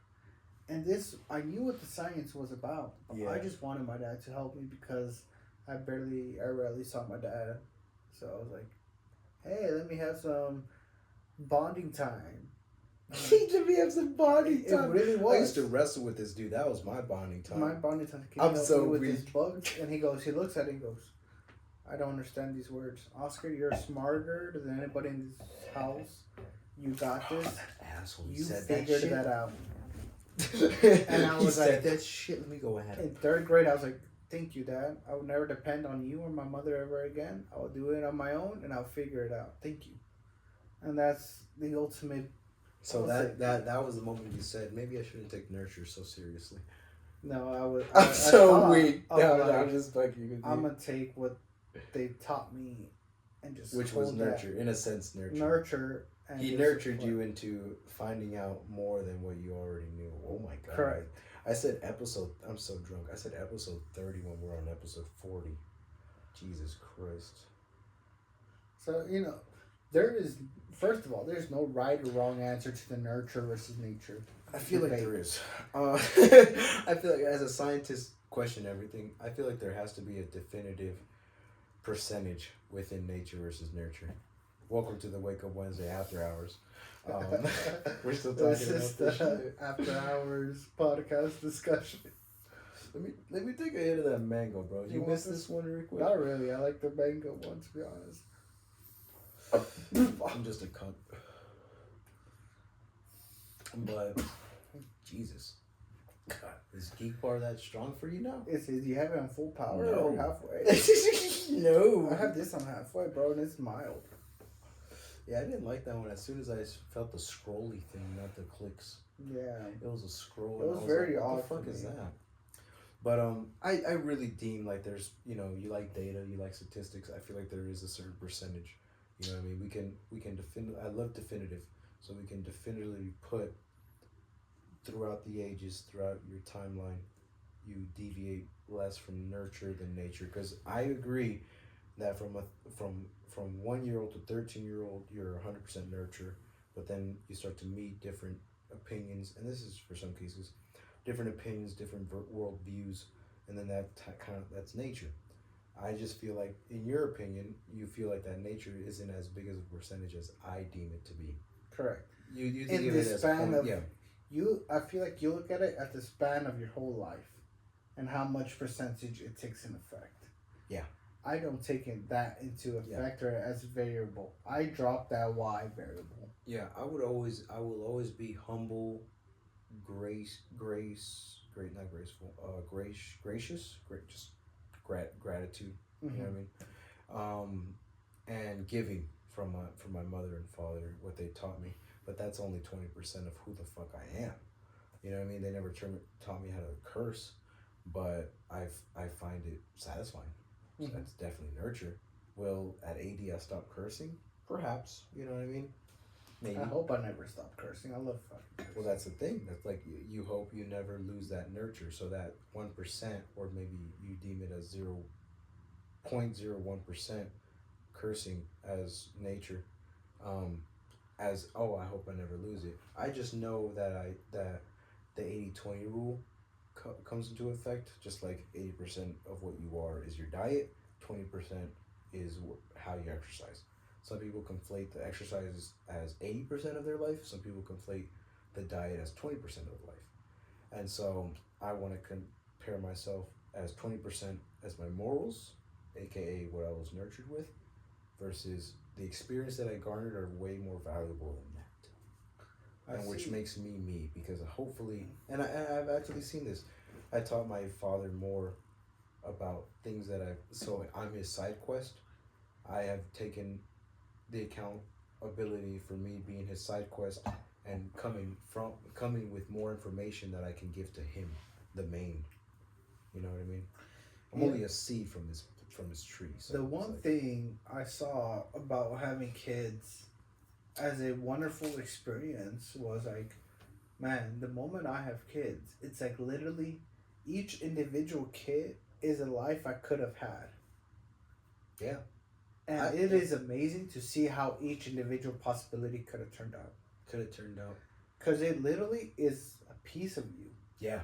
And it is a possibility that it could have been you. Yeah, I think last week you said like you're starting to take this game of life like a game. And it's like, I've always treated it like that. I've always seen a HUD of like my love bar, my health bar, my exercise bar, my knowledge bar Are they half filled? Are they full? Are they, midway?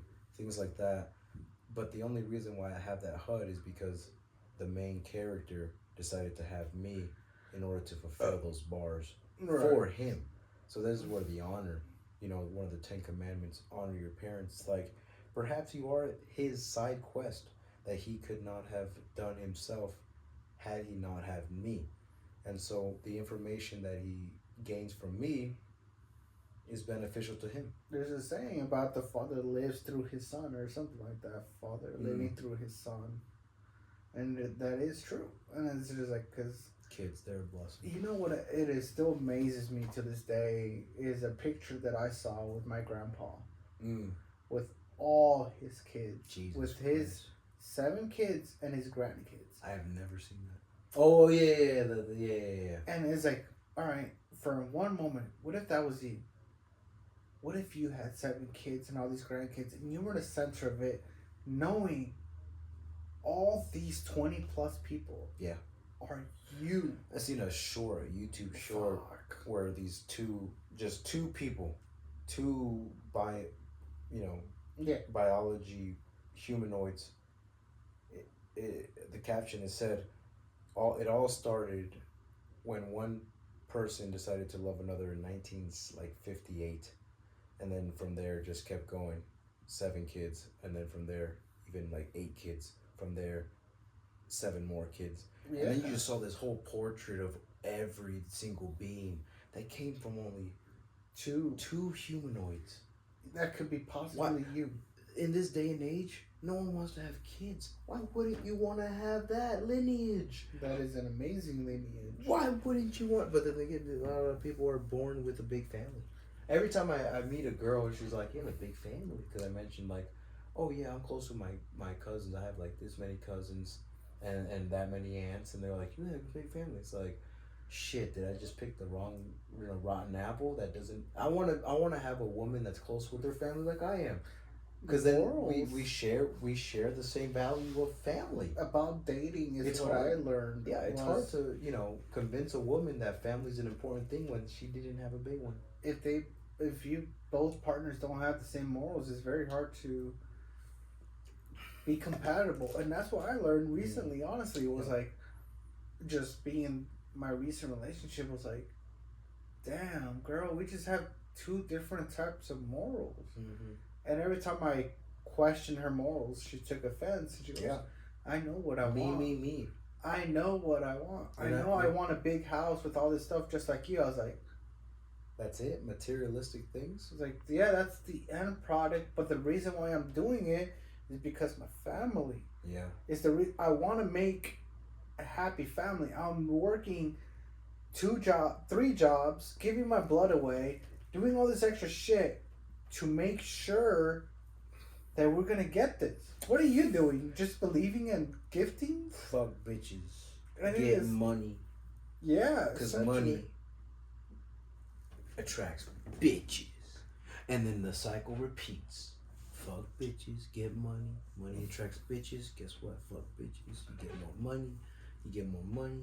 You fuck bitches. You literally fuck bitches. And then you just fuck bitches. No, bitches are just like you, dog. At the end of the day, find that one bitch you want to connect with, aka play their motherfucking game.